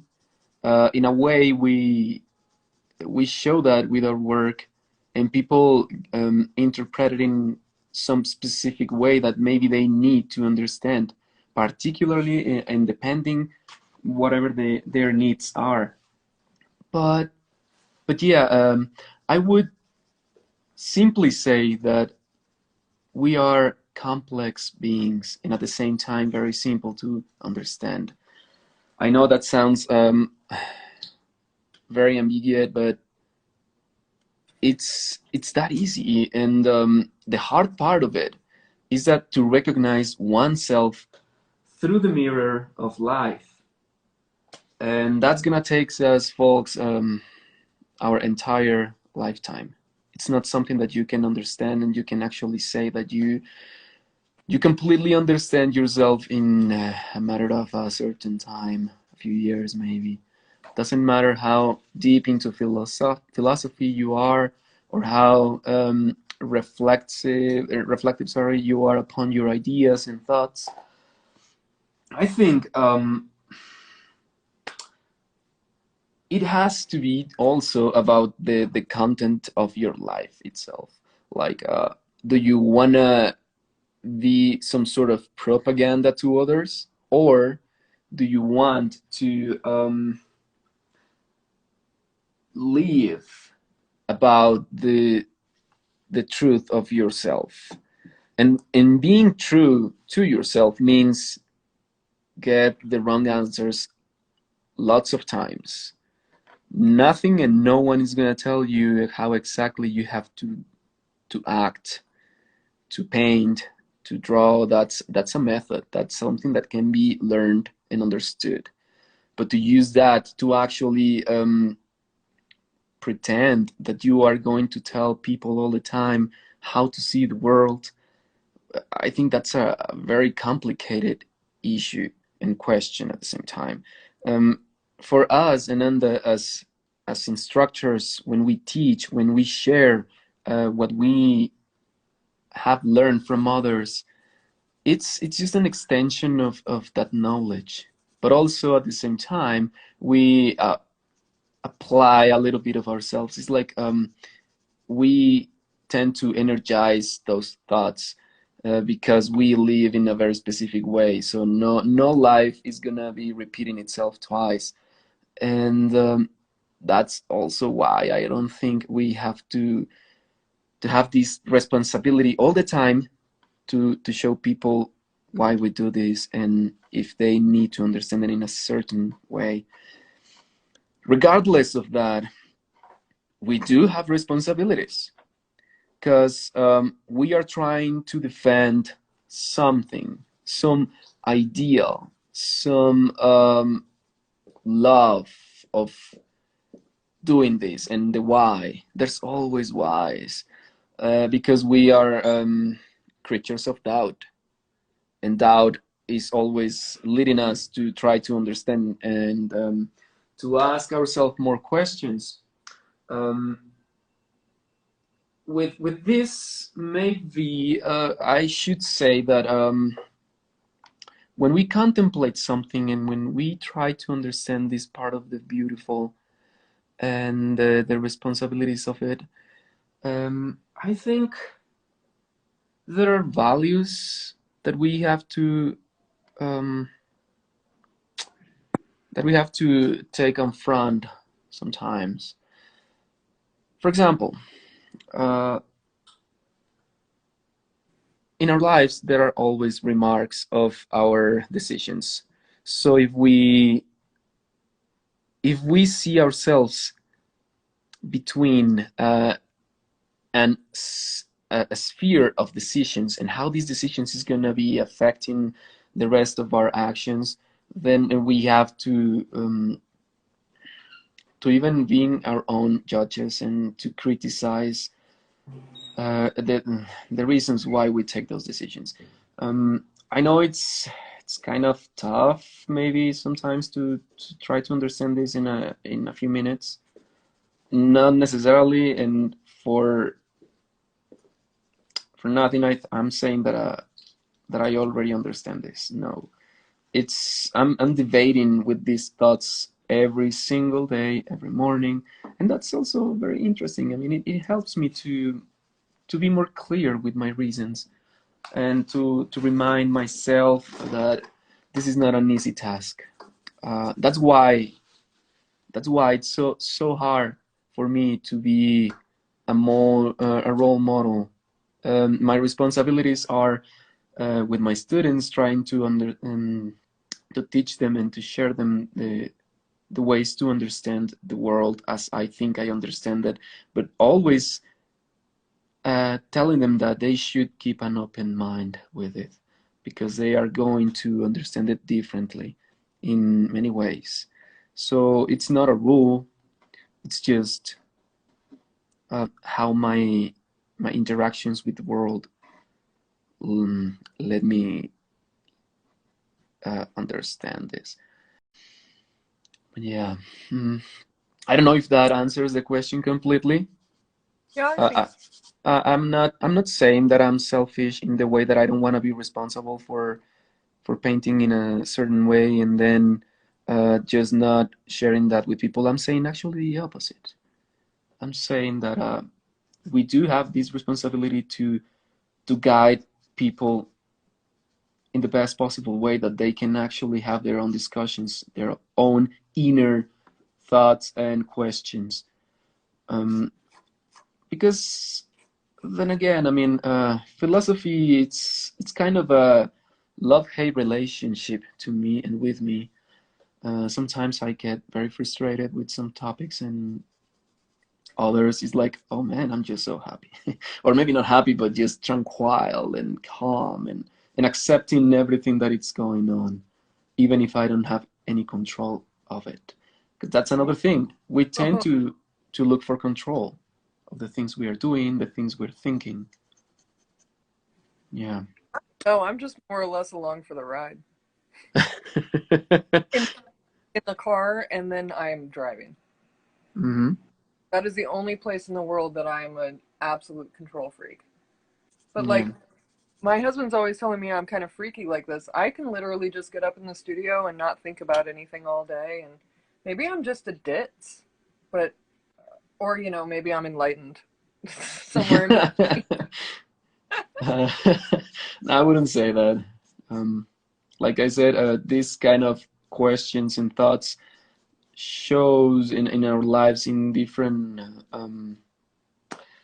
under different concepts. So maybe for you that's your own path, that's your own way, and you eventually going to get there. But it doesn't necessarily that it's gonna be, or it has to be exactly the same way as for any other human being. Oh, for sure. Hmm. Or maybe it's just one of those human beings that doesn't spend all that much time thinking about it. Yeah, but yeah, how about the simple answer? We're living right now very weird times, Yep. and that always is going to lead us to ask more questions and maybe to meditate more about it. And when I say meditate, I mean it's a kind of strange word. um, when you're trying to meditate about the things and the decisions you're making right now and how it's going to affect people or only you yourself, it's something that it needs to take very carefully, because uh, I think, well, I said that we are like creatures of doubt, but we are also um, beings that tend to be afraid so for so long, afraid of what we don't know, afraid of what we might be doing and then not getting the expectations that we have. And that's another Yeah. tricky word, expectations. For me, an expectation, it should be, and I'm trying to be modest about it, that my expectations are very low for anything. I know it's sometimes a little bit sad for people to hear this, but no, I mean it helps me to keep my mind um, under some sort of control. And control, not that I know what I'm doing and I know what I'm gonna be doing next. No, not exactly that kind of control, but the necessary control to reflect upon my decisions. Like I said before, we we tend to criticize, but why not criticizing ourselves first? I think that's a very hard job to do, and it's a more important thing to do to be clear, to be honest, to be, and that's another word that it's important here, to be truthful to yourself. But I don't know. I mean, those are some of my thoughts. I know if we get carried on, we're gonna spend the whole afternoon, the whole night here. Yeah. And that's exciting. I love getting into these kind of discussions, you know? Yeah. Uh, they come and go for me. Like I can have them, and they'll kind of light me up for like a week, and then I don't know. I won't think about it again for months. Hmm. Um, then it'll come back, and I'll have like kind of worked it out in my subconscious, Yeah. and I'll be like, I have something to say about that. Um, but I don't know. I can't even determine an answer to my do I believe that artists have a responsibility, because A lot of times when I think about my theories on whimsy, I find myself saying, well, it's our job as artists to do this or that. And I can't even agree with myself that we have a job, you know? So Yeah. I spend a lot of time just kind of floundering around in my own head. But maybe that's how thinking should work. It could be a way, definitely. But I've been thinking about the whimsy, the whimsical part of this, and yeah, it's a simpler way to understand how elegantly we can understand what is surrounding us, and also it's a, a really good way to explain things and thoughts and ideas to other people. Um, I I think think it's some. a safe way. That's what I would call it. Okay, yeah.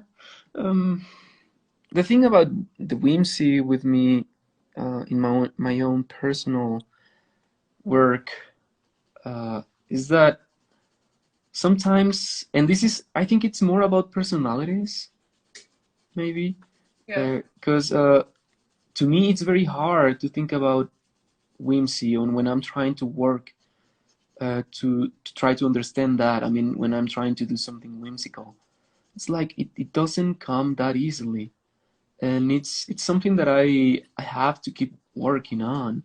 That's for sure. But You're a pretty serious guy. I I mean, not all maybe the that's time though. like a bad thing, but I, there's not enough like authentically serious people. You're serious about yourself, which is good. A lot of people aren't don't have the courage to do that. But I think I don't think everything needs to be whimsical, but I do think that there is a lot of seriousness in the world. Hmm. And so I guess when I examine myself, and I can only ever myself, uh, I don't want to add to it. It's Okay. like I don't watch movies that make me cry Hmm. because there's enough. I don't need the stimulus. Yeah, I agree with that. But for some other people, maybe it's a necessity to get those feelings and to reconnect with their inner um, ideas of what they think they have of about the world, about reasons, because we are always trying to find reasons as human beings. I mean, you don't have to all the time. Then you're Yeah, gonna get depressed, and yeah, not gonna get answers to you. So that happened. yeah, but seriousness. I mean, when you mentioned that, it just made me laugh. Um, Not in a bad way, not criticizing it. I know I can be serious, a serious person, but I also try to be very flexible with myself. Yeah, Because yeah, I mean, the thing about me, and maybe I could be wrong. I'm not saying that I am completely aware of why I do the things that I do. Not on about drawing or painting. I'm talking about my regular life and so on. Um, I honestly accept and enjoy um, to see that I make a lot of mistakes. I think I oh I yeah, can I can grow a lot from that. And you have to be as a person, as a participant into this bubble of which is society. Um, you have to be very very okay. This is kind of difficult for me to explain, but you have to just understand that the things that you're doing and the things that are happening to you in your life are the result, many of them, not all of them, but many of them are just the result of what you think, the way you think you are living, or what living is, the meaning to you. Um, I was actually walking home a few nights ago. I don't live nearby the studio where I'm working right now. So and I like to walk, so I decided to go back home on foot. And I was analyzing a lot of the things that happened that day. I think I mentioned that I like to do these reflections. Right. So I tend to do that twice a day or three times a day. It's an exercise that needs to be done. It's not a homework. It's just something that it's very good for me, and I learned already that it is a necessity for me. And well, I was questioning myself about how truthful I am to others and to myself. And when I say to myself, now I'm speaking of my work. Um, when I talk about it out loud to others, or when I talk to myself in my mind, trying to get the simplest explanation could be possible, that it could be possible to have for myself again. I don't I don't go easy on me.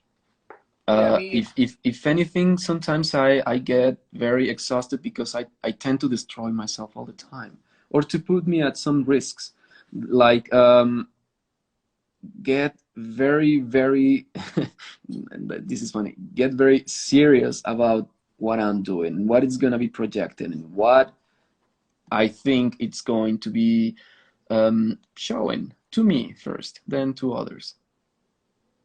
It's I'm not gonna lie. I mean, it gets me sometimes very exhausted that I almost lose my sleep. Sometimes it sounds very dramatic. It's not, but sometimes it happens because I don't like to lie to myself. Ergo, I don't like to lie to others, yeah. and that it's not all the time going to be pretty.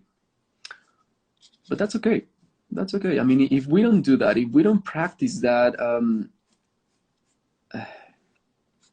seek or pursue of reflections, then I feel, at least this is only talking about me, I feel that I am blocking myself in so many ways, or that I am just like an empty sack of bones walking on the street. Doing what? Just breathing and mechanically doing whatever I'm doing? No, I'm not a machine. I'm an organic being, and then I'm going to be failing a lot in so many ways, physically, mentally. I Yeah. don't know. So why not starting to studying that part of myself, that fragile part of being a human being? And I'm not talking about mortality either. I'm talking about the wellness of the mind. Um, how much we dedicate time to see that what's going on within ourselves, and I try to project that into my work, not the drama part of it. I'm sure that in my drawings or paintings you can actually see some very intimate expression of myself. I'm always trying to do that, but at the same time, I like, or I would like, if my work shows that that peaceful time as well, that the easiness that we get and that we find when we work in this way. That's why, and that's another reason maybe to contemplate, and to also add to the question that you asked me earlier about my work itself. I mean, why do I work from life? That's also one of the big parts of it. It's so hard to say in just a sentence, why do I do this? But because all the time I'm thinking about more things. Um, and also questioning those ideas. But there's some sort of answer into this, and also the answer into being maybe not philosophical about it, but just thoughtful about it. I don't want people to think that we are actually very knowledgeable people on philosophy. Maybe you are more than I am. And there are a lot of people that actually practice that discipline with more seriousness than I do. But I am a very, very persistent practitioner of the clearness of the mind and emotions um, with within myself, and I think it shows itself. I don't know. I would like to read some comments about people that are here with us right now if they think that something like that happened in my work. And at the same time, I'm also, and this is very important. Now, I said and I talked about the reasons, part of the reasons why I do this, and how spiritually and philosophically they form a part of my life.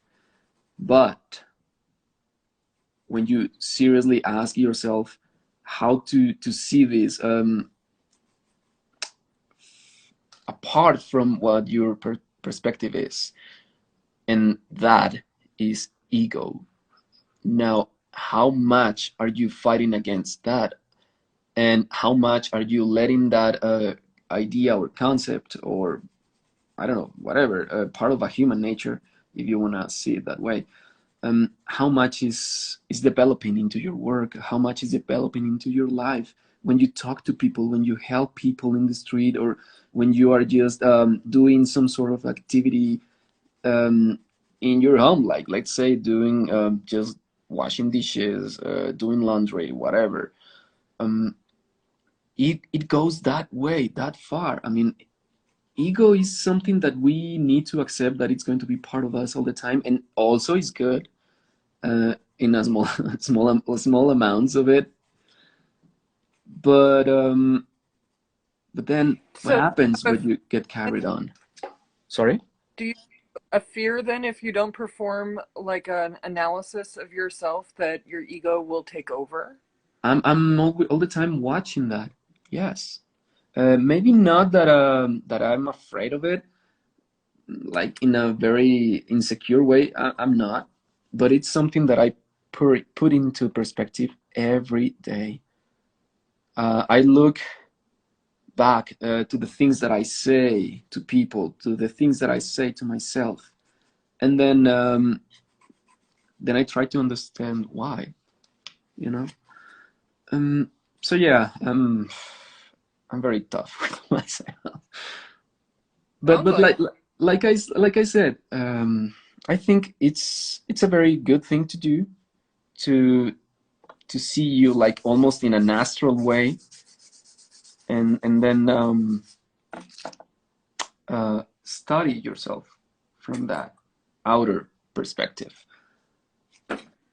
because we can be selfish. People is selfish all the time, some more than others.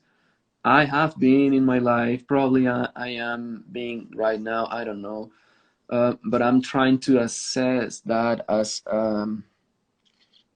not with the moral point of view, but definitely with the more human interpretation of it. Like this is something that it's going to be existing for the rest of my life. Now, how can I control it? How can I be always aware of it? what if you just try just accepting? What if I what? What if you just accept it? Oh no no no! I'm saying that I accept it, but it's something that needs to be under control too. No, man, I don't think I agree. Really? Oh, okay. I would love to hear your thoughts on this topic. I just like seeing where it goes. I try really hard not to get in my own way. You know what I mean?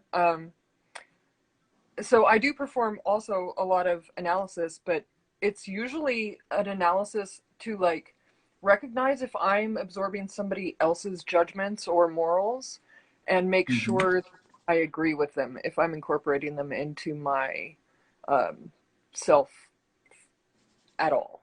Right. So like I'll have like a guilt feeling or something, and I'll be like, okay, do I agree with that feeling, or am I just saying a good person or a normal person would feel guilty right now? Hmm. And if I answer that a good or normal person is feeling guilty right now, then I double look at it and go, do I actually need to feel bad, or is the world just messed up and I'm fine? And the Right. amount that it turns out that I'm fine and the world is just messed up is startling.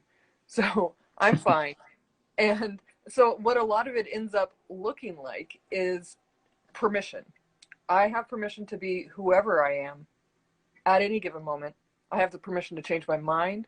I have the permission to flake on you. I have the permission to, I can do whatever I want. It works out that I end up being a pretty decent person, but also not carrying around a lot of like shoulds about myself, and not having to feel like I need to keep myself under control, because really I'm quite out of control, but I'm okay with it, if that Right. makes any sense.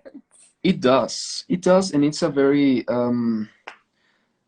mindful and nice way to live one's life. Um, it's just I sometimes feel so hard for me to do that because for my experience in my own life, I have been in the presence of a lot of injustice, and I'm trying to be the opposite of that, and that means also to be very persistent into my own.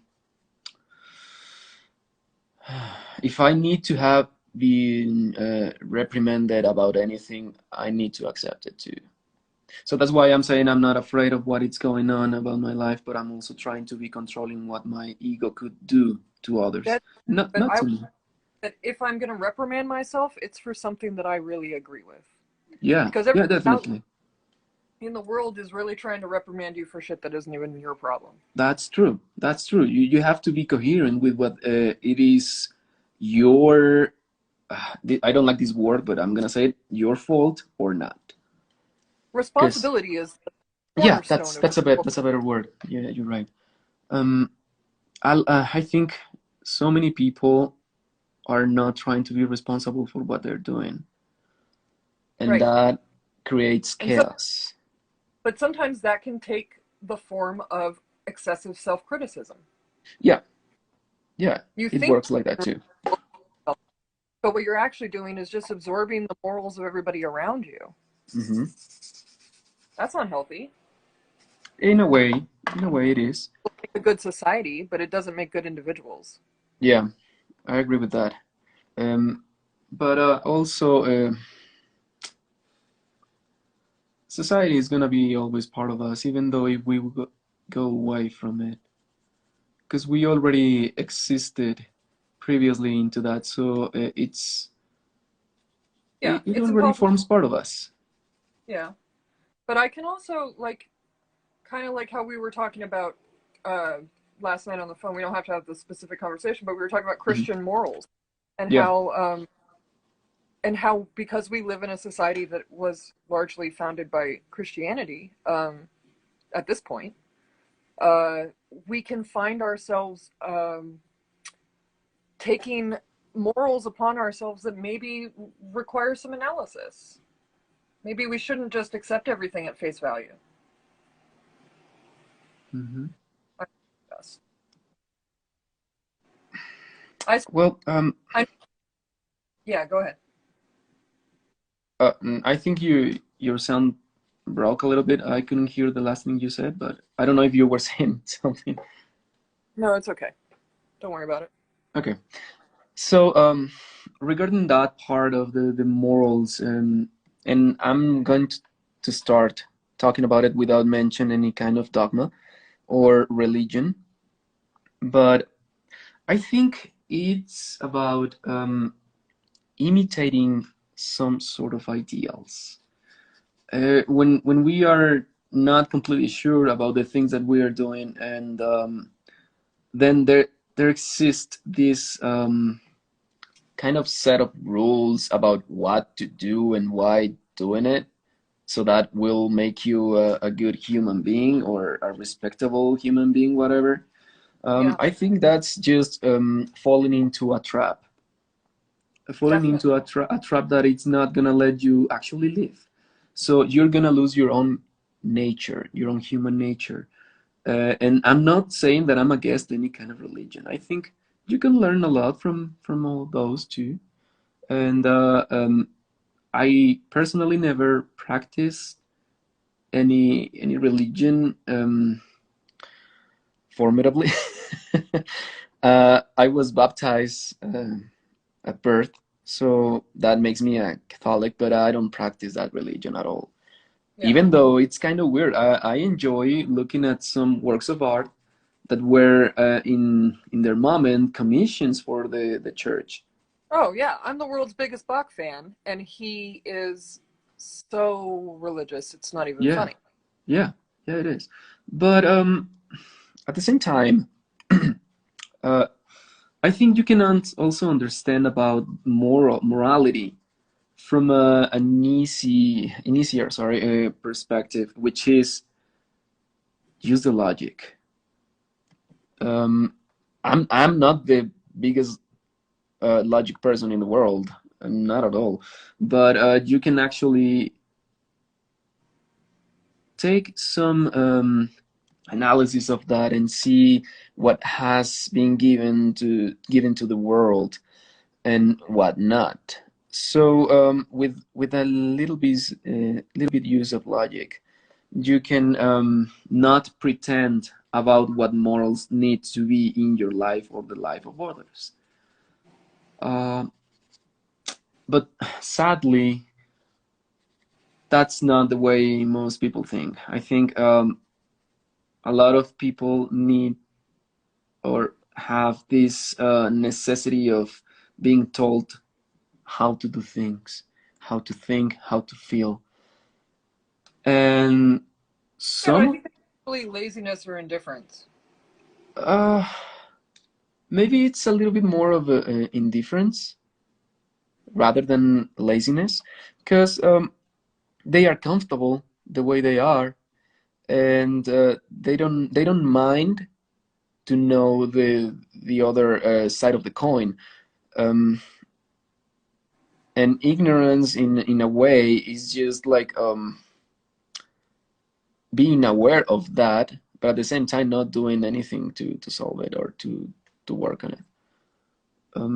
Or maybe it's backwards. I don't know. um, Yeah, I would yeah. say is not being aware of it. Mm. But yeah, and also I kept thinking about what we were talking yesterday, um, in this same topic that we are discussing right now. And it got me thinking how much people or some part of society seeks for this answer. I don't think they even know what kind of answer they are looking for or after at. I think it's just a reason to be fulfilled in a very simple way, and church sometimes brings that to people. Like, this is simple. Just they do this and that's okay. Well, I would say, you know, if you find yourself in a religion, let's say you grow up in a religion, Hmm. and as an adult, you take the presence of mind to step back and say, do I agree with all the morals that have been handed to me by this system? And the answer is yes. Well, good for you. I'm really jealous of you because I'm just kind of floundering around on my own over here, and you got this pre-made system that works for you. And like, that sounds awesome. I wish I could have that. Instead, I got to come over here and reinvent the wheel every time I have a thought, you know? Yeah. And so I don't, yeah, like I'm saying, it can be harmful to like people's autonomy to be handed a civilization, but at the same time, if it's a good uh, sense of morality, like for the most part Christianity is, Hmm. then great. That's just not how my brain works. I'm so critical of everything. I won't accept that this is yellow ochre until I've read the tube. You Yeah. know, I got to examine it. What exactly is in here? Everything, everything is subject to my intense scrutiny. Everything, and it's tiring, It but it's is. the way my brain works. Yeah. No, yeah, I feel you. And I think there's a lot of value in doing that. I really do. Because you're you're dividing what it could be confusion for some people or for yourself sometimes confusion regarding the way you live your life Yeah, and and for people I think it well not for people in general but some people I think that's what they most fear, like to recognize what a kind of person they are. I was gonna say good or bad, but no, that's so relative. right. um so yeah, they just, or we as human beings, we just need to divide that emulation of our lives into some very critical and honest depictions of ourselves, no matter what. No one likes to be told that it's wrong to do something that they do or we do. No, no one. But if you don't practice that, then you are gonna be like what? A little bit emptier any day that goes forward? Maybe. At I don't least. know. Know that I don't know that I like terms like good and bad or right and wrong or truth or beauty. Like anything that I can't find a satisfactory definition for, I will discard entirely. Mm-hmm. It does not serve me if I can't define it for myself. Mm-hmm. Um, do you know what I mean? Yeah, yeah, completely. Again, that's a lot of work. I'm sitting around having to define every single term that comes my way for myself, which is not efficient for being in the world.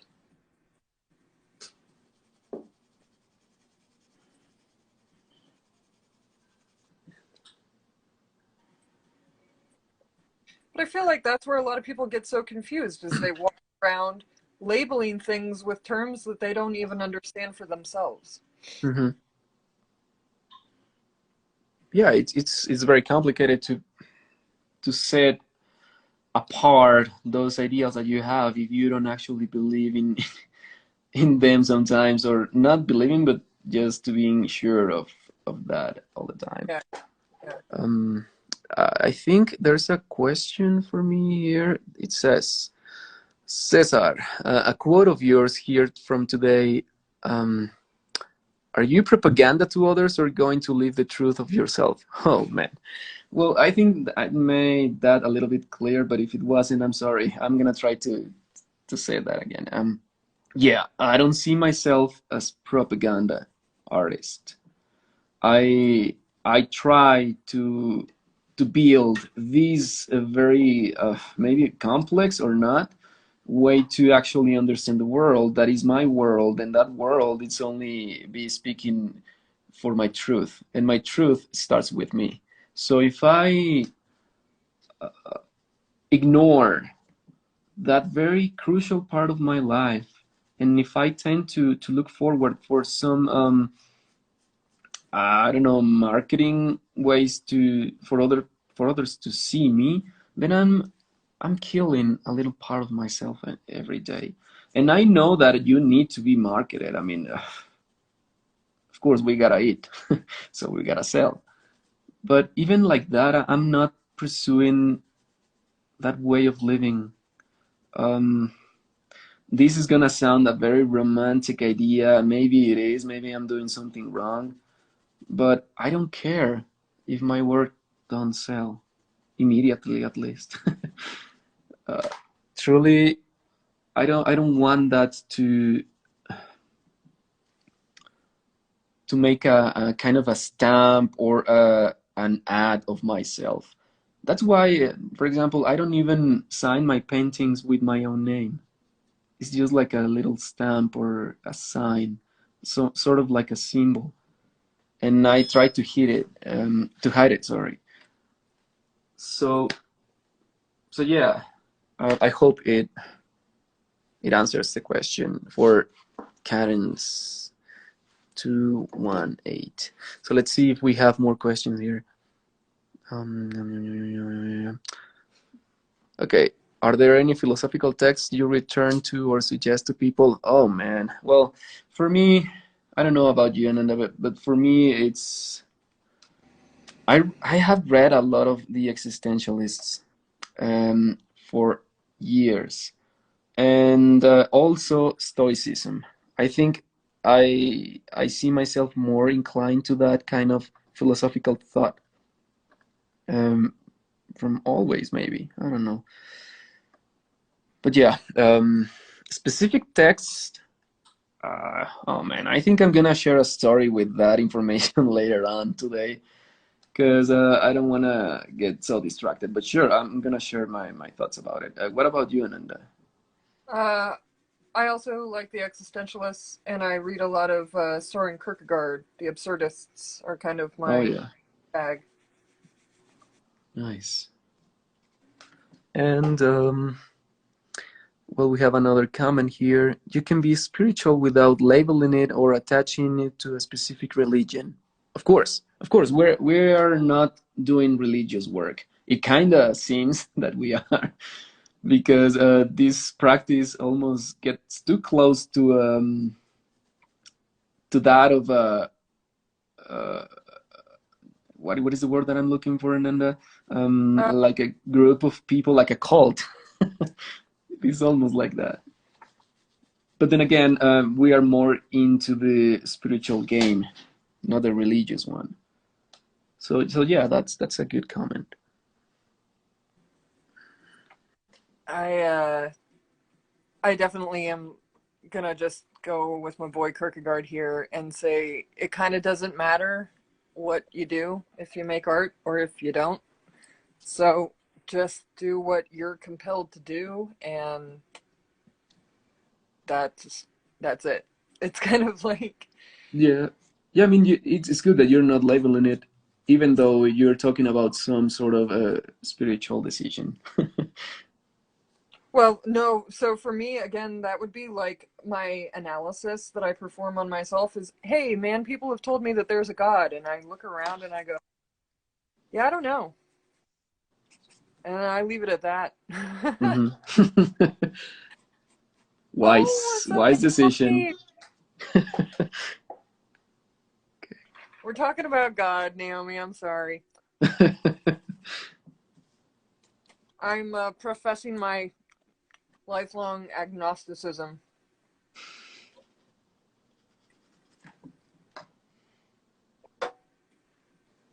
How long are we gonna go, Cesar?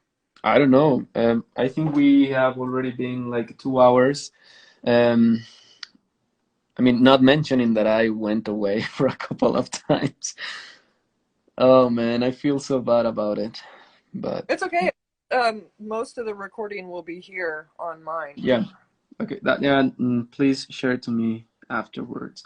So maybe you were asking me yesterday about this painting that I'm doing. If you want to talk a little bit about it, we can jump into it right now. This one or the No, no, no, no. controversial? The painting of Lucretia. Yeah, the interpretation of You really Lucretia. want to have that conversation right now? I mean, I don't mind. I think it's interesting for people to know and to also hear some different perspectives about it.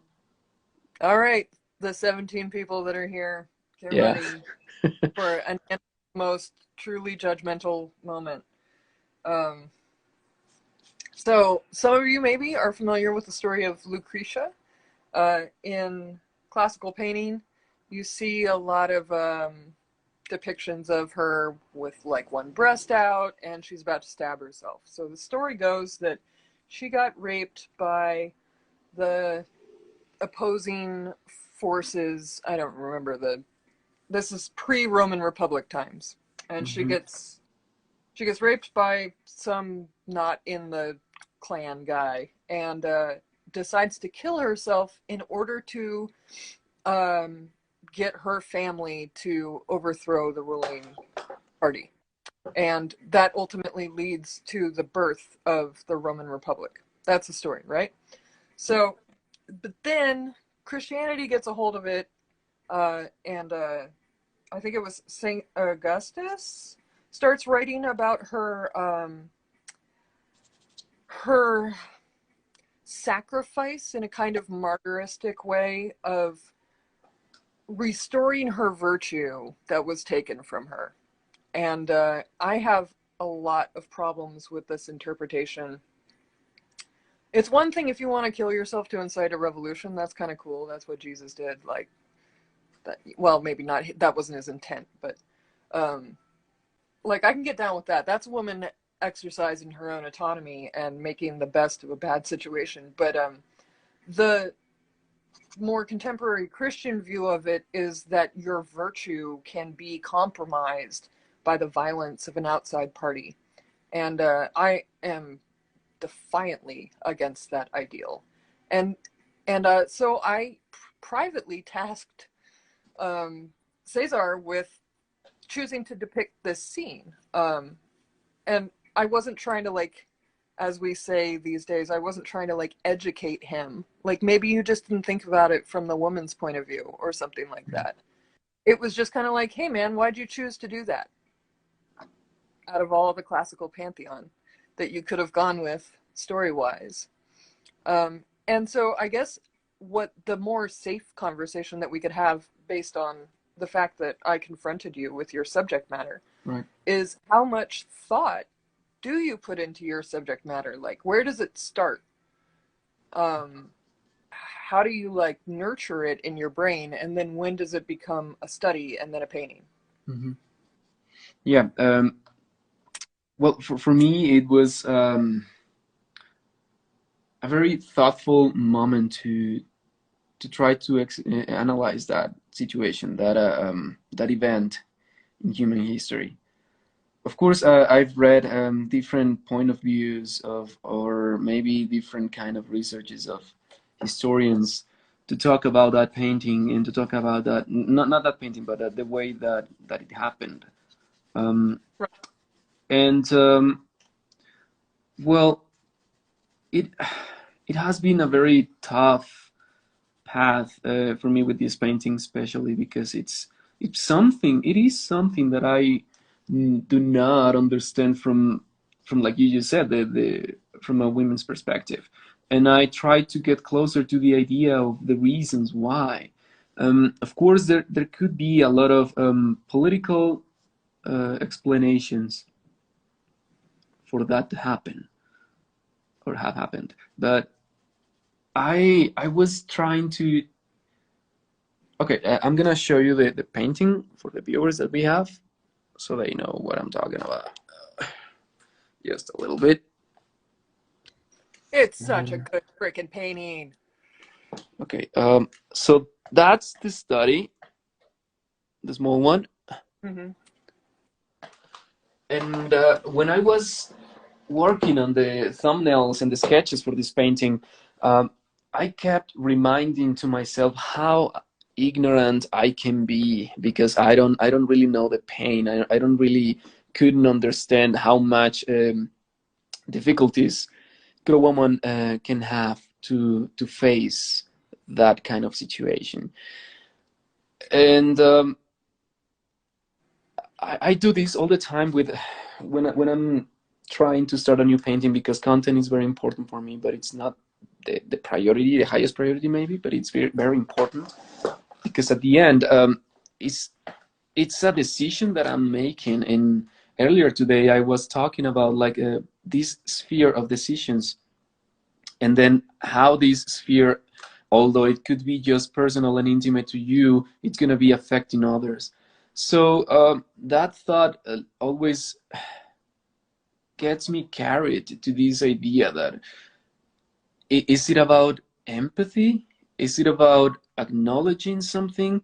Is it about being completely honest with what I'm trying to say? And it it is very difficult, honestly, because obviously I'm being influenced and I'm being inspired by paintings from the past that depicted this same scene, and I wanted to understand why. And the most easy way to understand it is just to be very literal with the representation of it. Yeah, And like we were saying last night, you have to make a Lucretia painting, you have to use that scene. Otherwise, mhm, nobody's going to Lucretia. yeah, yeah, but since last night, I actually I wrote some words about it Oh, before to go to sleep, and it helped me to recognize some of the things that I actually ignore of the topic of the thing itself. And I think it also mentioned to you yesterday when we were talking that I would love to do a different interpretation of it, more like a different point of view. Not because I want to get apologetic or if I want to just to excuse myself. I don't. I think this is a good practice.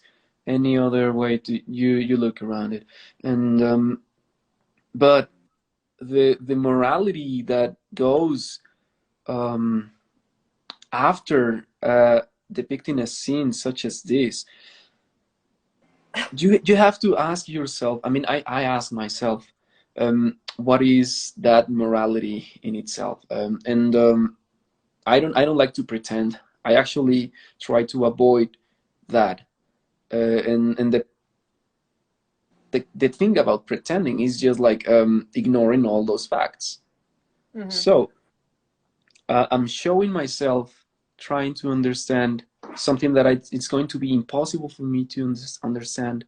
Yet I'm being open to feel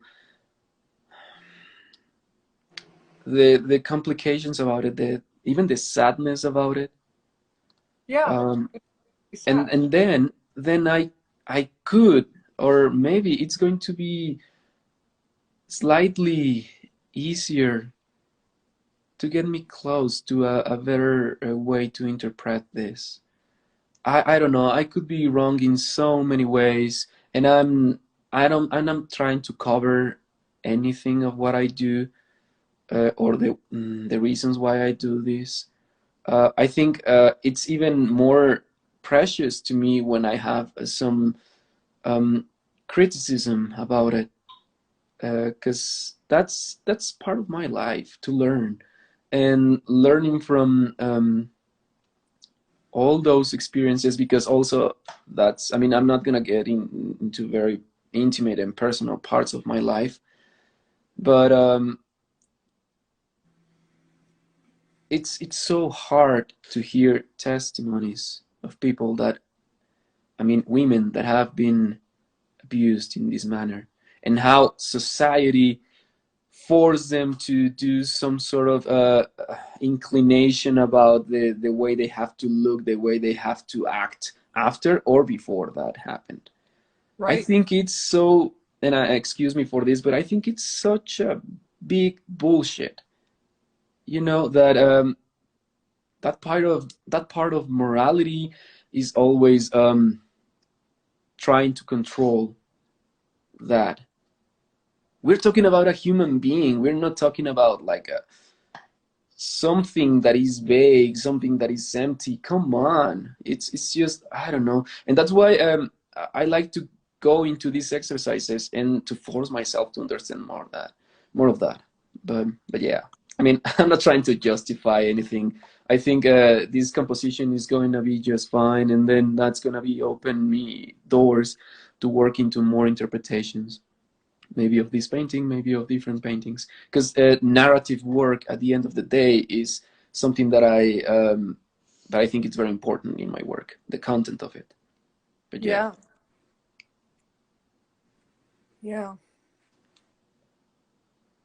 So well, so like I said, that's the study, and I'm working on, oh, the perspective. It looks different, but This is just the first layer of that second painting that I'm working from this study. Both of them, of course, from life. Well, this one it's gonna be worked uh, just looking at this study at first. Then I'm gonna be working with the model again, and I'm still trying to decide what to do on the background. That's always so complicated to me because even though I like the abstract quality of or the moodiness of the backgrounds, I think it's not something that you have to take lightly. Yeah.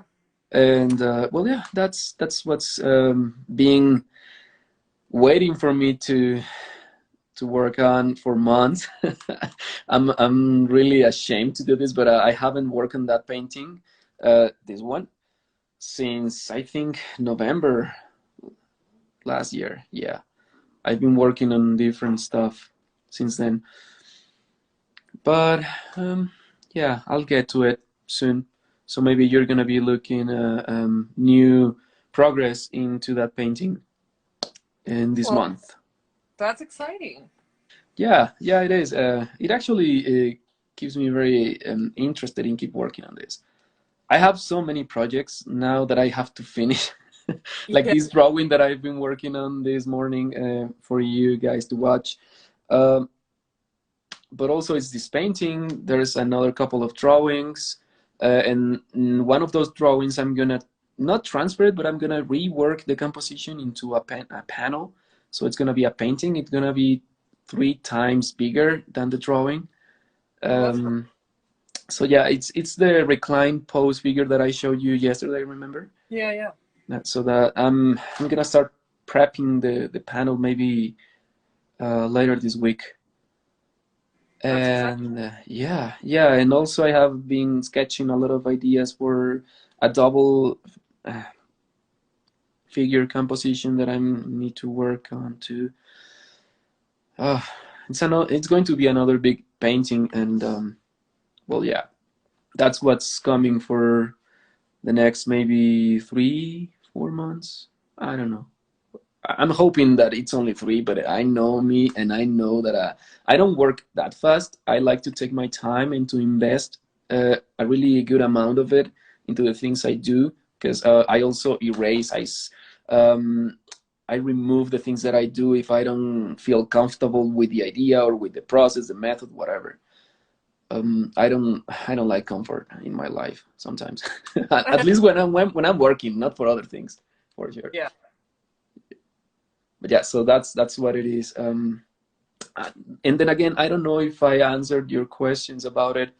I'm trying to be as clear as possible, and for the people that is listening to me right now, because I like to be an open book. I like to recognize if I'm wrong. I like to also hear good comments about the thing that I'm doing, but also not paying attention or not paying too much attention to that. And I said earlier today, why not? But yeah, sorry that I stopped drawing. My model here is looking at me like, dude, why are you wasting time? Why am I here? It's interesting. I'm just joking, but thank you so much for being here, Mar. Um, okay, so I'm gonna work a little bit more on this drawing, and then we can decide if we keep this going or we should stop and end it. That's totally up to you, dude. I have not made anywhere near the progress that I need to make on this color study. It's so hard when you are live working and talking, but it's really good. I love this experience. When I did the previous one with Kevin, I enjoyed so much because we actually get um, like confronted by our own decisions here, Yeah. and at the same time paying attention to what the other is saying or what the people is asking. Yep. It it's just I've realized that in school it's not uncommon for people to uh talk during a pose. I mean, a lot of times it's totally silent, but there have been times where it's just been 4 hours of conversation. Um, So it's kind of taking me back to what it's like to be in a studio with other people. I spend so much time alone now. Are you still there? Did we lose you again?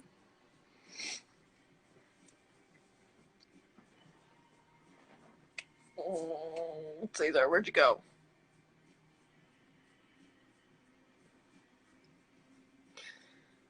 Well, um, Mireya, I don't know. Cesar will probably scroll back up to. Oh, did he leave? No, no, Nope. sorry. The battery of the phone was just like dying Yeah. while I was looking out for the battery, the extra battery for the light that it went on off.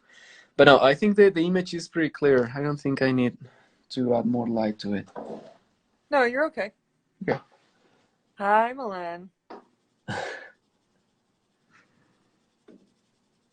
Let's see. So there was a comment, Cesar, before we move off of Lucretia altogether, Yeah. that Mireya posed. Sorry if I'm saying your name wrong again, girl. I try so hard. Um, she's still here, I wonder. Because if she's not here, Oh. I don't want to talk about it. She asked about male gaze, and I don't know. Oh. I think we've probably said, yeah, you're still here? Okay. She said something about the male gaze in the art world, and I did kind of task Cesar with that yesterday. Mm-hmm. I was like, oh, isn't it convenient that we kind of religiosified this image of a Roman character morally, and then all of a sudden she gets sexier and sexier as time goes on. And it becomes like this double down insult to me as a woman of like, of making her seem really admirable, right? She's both beautiful and virtuous. But you know, Cesar doesn't have to answer for 400 years of Christian art history. I could try, but I think I'm not gonna be. I mean, my answers are not gonna be enough, and I wouldn't mind to be criticized by it, because yeah, it hasn't been easy, and in a way, I feel responsible. To be honest with you, Yeah, but yeah, we're not trying to on the spot here. We're just trying to talk about, you know, the history of how men have depicted women. yeah, I think it's pretty obvious that it has been changed a lot, and maybe I don't think I'm wrong into this one what I'm going to say, but it's just a part of it. It's not like the whole iceberg. Maybe it's just the tip of it or some part of the tip. In a way, market has been affecting all that, like private commissions, and sometimes there are political interests about these paintings, and I'm talking paintings from the past that you Yeah, can actually see that difference between the depiction of the female figure or even the male figure, because too that's also part of it. But no, let's just talk about the female figure for now, because I feel that I'm in the spot, you are. and I need to be clear and completely modest about it. Oh man, I'm gonna Just be lynched here, you, you brought her up. but no. Well, personally, when I look at those paintings and when I try to study the reasons or the situations why these figures are more maybe athletic, or maybe more sorry, I got distracted because it sounded the beep of the break, but I'm asking my model if he can keep the pose for a while I talk. um, okay, back to the topic. I think it's a little bit of that, a little bit of the market, a little bit of the way um, some men that ask for the commissions want to see a woman, or how to understand the natural way to look at woman. I think it's just about ideals in regarding that.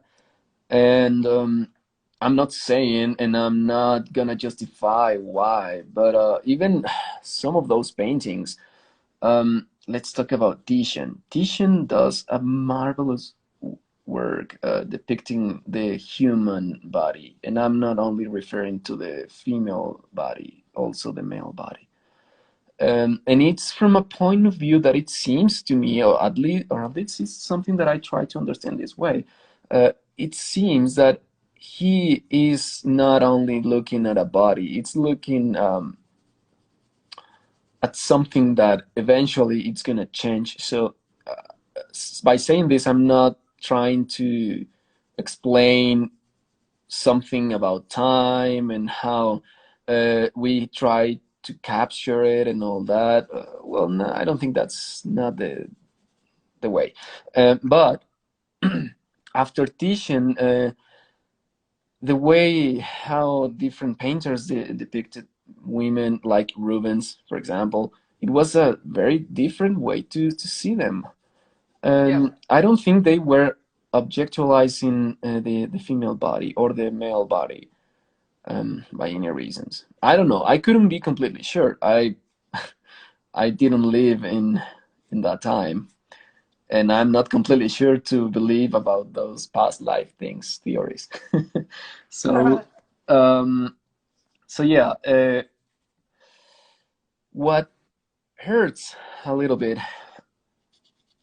at least from my perspective, is that I don't know if the word that I'm gonna be using is the right one, but the eloquent way to depict the female figure sometimes gets so wrong by the necessities and the vagueness of what a market tells you. And then again, uh, earlier today I said that I'm not trying to be some sort of propaganda, so I'm not gonna be painting um, a very specific body. When I choose the people I want to work with, I try to know them a little bit first, even if it's a woman or a man. I don't get carried and I don't get fooled by how they look, but I'm more concerned about what they are as as a person. And I've been lucky. I've been working with people amazing in so many ways, and they teach me a lot, and not the other way around. I don't see the models I work with as mere colleagues or just like a tool for my drawings or paintings. Without them, I couldn't do this, and they deserve that importance and that respect, and that gets me all the time to, I don't know, to do the best thing for them, for their presence, for their being. Uh, So then I wonder why, if you are, because what you're postulating right now is more or less naturalism. yeah. Uh, so then why participate in an allegorical tradition? Well, this is the way I see the things that I'm doing right now with this drawing, for example. Uh, Maybe it's not going to be something allegorical, but it always has like something to say, maybe like a kind of a story. We are, as painters, storytellers, and when I go into the allegorical game, it's because I want to understand why other painters did that, and at the same time, how can I do it in my own personal, under my own personal view and judgment, not in a very critical and bad way to say it, but just like to study that image. And also, I think it get me closer to some acknowledge of myself a little deeper every time that I started something new like this. But yeah, it informs me about my own nature too. what am I gonna do with this kind of interpretation, and why am I doing it like this? And then if I think I know myself just um, good enough to actually explain to myself why, then I think it's gonna be easier for me to get to some. I know I'm gonna sound repetitive, but some interpretation on my own. Yeah. Um, yeah, I guess that's why I shy away from content. I don't want to be responsible for, or I don't want to accidentally, God forbid, moralize. Mm. Um, I would rather uh, acknowledge the futility of existence, to use like a big idea. But I would more just kind of be like, oh my God, we're just here for this little bit of time, and all the dynamics of men and women and society and all that is so corrupt and so bizarre. And so why not just make something that's kind of fun to look at? Mm. That's literally, I've almost taken it to a like a spiritual level, like this commitment to making things that uh free people from the responsibility of a morality. Yeah, that's very interesting because as you just said, finding this easier way to understand your world and to show to others the world that you understand of, it's a remarkable achievement. Because you are right. I mean, why all the time to look at the hard stuff and trying to be moral about it?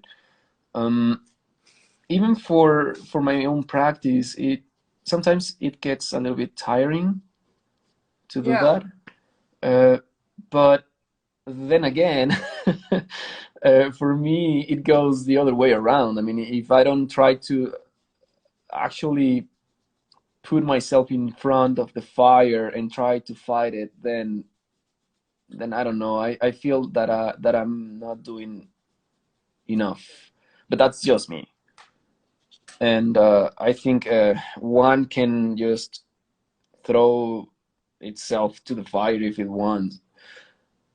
I'm not okay. This is what I just said. It could sound like I'm some sort of martyr. I'm not. Oh no no no. I'm not going to go there. But it's something. I think I put my whole life decisions in front of me, or like if I was reading a book, and then I label and I highlight the bad decisions that I've done before. And so that's why I'm all the time thinking, how can I be better than that? Hmm. And my work works as an extension of it sometimes, not all the time. When I'm working plein air, when I'm doing some plein air or doing some landscape paintings, I don't feel this. I think it's a more deeply connection to my human nature when I decide to go that way. Hmm.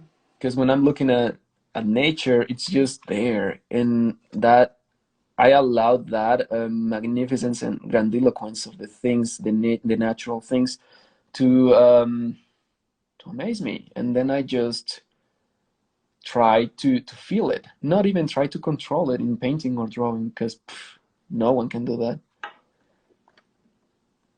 Oh, really? I think that to get into, the third topic of ways that one can work, let's say one works from life, one works from photograph, there are a lot of amazing painters that work from imagination. Yeah, yeah. That's really good, and There I can even talk to my about myself about that because I try to practice that once in a while, and it's hard. very hard. Yeah, but it's also very rewarding. Um, Well, it reveals our ignorance. oh yes, all the time. I mean, if we are painting in front of someone, if we are painting that person or that situation like a landscape, we're not even close to actually understand it completely. Physically, yeah, for sure, we can know how the things work and why the weather is like that, and then how colors are gonna be showing, and then the photons of light are gonna be reaching some surface and blah blah blah. All that, it's easier to understand than the actual way nature behaves. Like, and I'm maybe going again into a more spiritual decision here, but I don't know. For me, it's like I'm all the time uh, feeling like round kicks when I'm painting landscape, because I think sometimes I understand something that is going on out there, but then after that, a day after or two, I'm looking at the painting or study, and it's just like, man, this is not nature. Some people Yeah, can understand this as nature, but you know, I as a painter, I understand that I'm so far away from that. But the then first, again, it's a lot of satisfaction to do that, you know? yeah, I find when I occasionally venture into landscape painting, which I really dislike doing, um, Hmm. because largely because of the emotions that you're describing. But when I find myself out there, the first thing I'm compelled to do, and this is just such a great metaphor for how my brain works, is start moving shit around like God. I'm like, oh, oh, I don't like that there. I'm gonna put that tree over here, and I just start Yeah, composing right away. yeah. I think that's really good that we practice that sometimes, you know, because, well, I don't know, I don't do it that often as you maybe, but in a way, we are always trying to create something and just smashing some paint here and there and moving and We're just changing things. we're just making a three-dimensional thing into a two-dimensional thing. Yeah, yeah. People Of maybe don't get that how hard is that, but it is. but the point I'm trying to make is it's all not even true. Like it Hmm. isn't a two-dimensional object; it's three-dimensional object.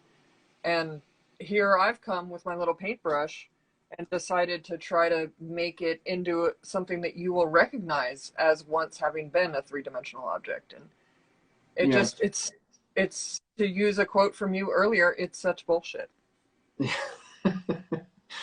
It is. Sometimes it is. I also just naturalism in general doesn't really intrigue me.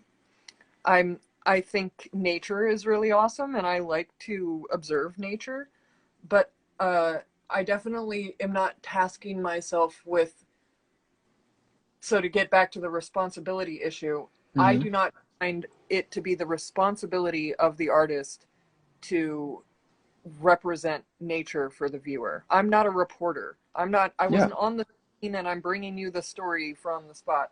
That's not what I'm trying to do. I'm just trying to make an image that you want your eyes to roam over. Yeah. That's Yeah. it. Yeah. And that thing, that description that you just shared with us is actually what I was trying to say earlier about that propaganda thing and how you want, as a painter or artist, want to be seen by others.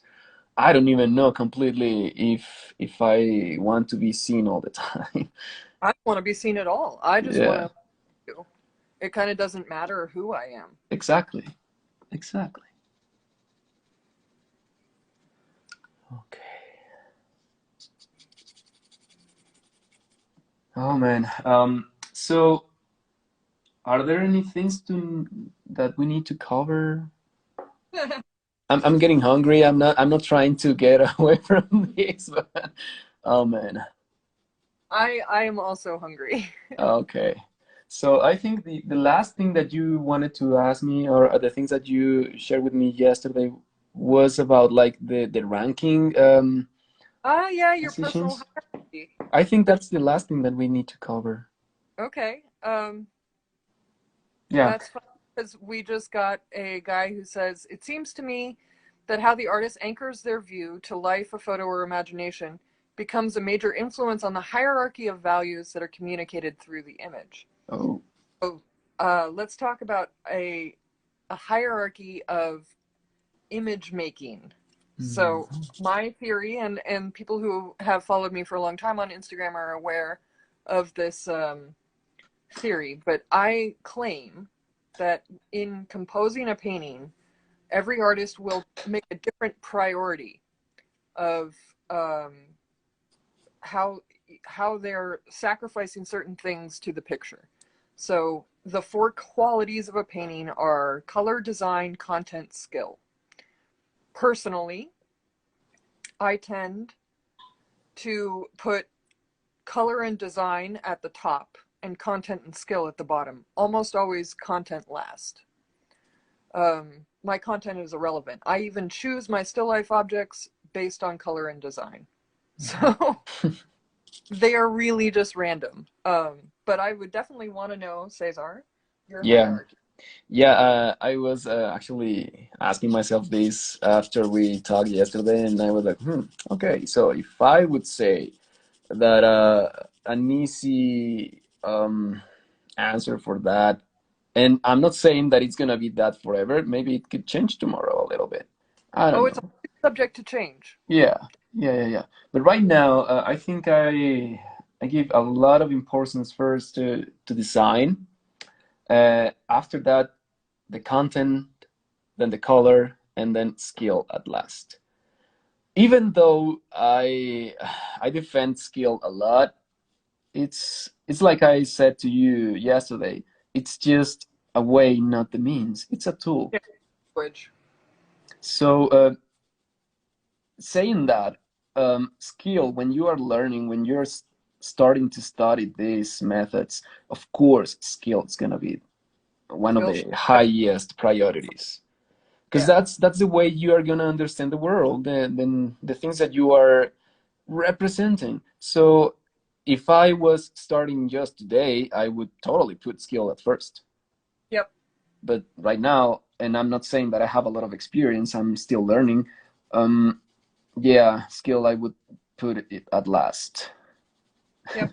I wonder what my students could say about that, but I just explained myself why. Well, I'm sorry? I would say guys like Pontormo Mm-hmm. would also put skill last, even though Pontormo is an incredibly artist. When you think about his multi-figure images, Oh man. not so much, but his multi-figures are so color design and sometimes even content driven. Like I'm thinking of The Visitation, where it's the 4 women, 2 facing each other and 2 looking out of the canvas. Yeah, That I know what were you bit talking of about. content. So I think he, in that painting, has even trumped skill with content. And so then that puts skill at the bottom. But that painting is one of the best paintings I've ever seen in my life. It's so So beautiful. his skill suffered. It's Yeah. just, he's always my go-to of somebody that maxed out all 4. Damn, I love him. Every time I think of him, I want to give up. No, and I don't know. We have a lot of things to do. I don't know. But yeah, maybe those are my answers for today. I don't know. That's, Maybe tomorrow I change a little bit, or I move slightly skill on top of color. I don't know. Maybe. yeah, I feel like even if I was a portrait painter, I would. Oh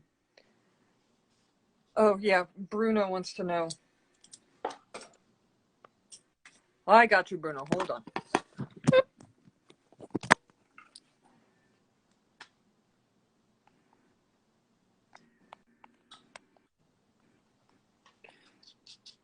There might be a longer title to it, but that'll most likely get you there. Okay. I'm tired, Cesar. Me too. Well, not completely, but I'm just hungry. Not tired, just hungry. So let's wrap it up. Right here, right now. Thank you so much, Ananda, for this. I enjoyed it so much, and I love talking to you about this not so regularly discussed topics because people is afraid to talk about some of the things that we just talked today. Um, I promise. but yeah, I really thank you for that, and I'm so sorry again. I excuse myself again, and for the last time, I don't want to annoy anyone for my abruptly disconnections earlier today. So the video is gonna be up in your page, but if you can share it with me, I can also share it into my Instagram page too, so people can see it. So if they don't want to watch it on Instagram, they can catch it on my YouTube. Just Google or just Yep. search on Featherston, and you'll see my page. And that is that. Yeah. It was such a pleasure to be here with you again. Hopefully, we can repeat this same experience in the future, in the near future. Anytime you want. Yeah. Later, an Instagram episode about burnt umber, so that's gonna. Nice. That sounds fun. Yep. So everybody can look forward to that later. All right. Well, thank you, everybody. Thank you, Ananda, again. Yep. And so we'll talk soon. Okay. Bye bye. Ciao.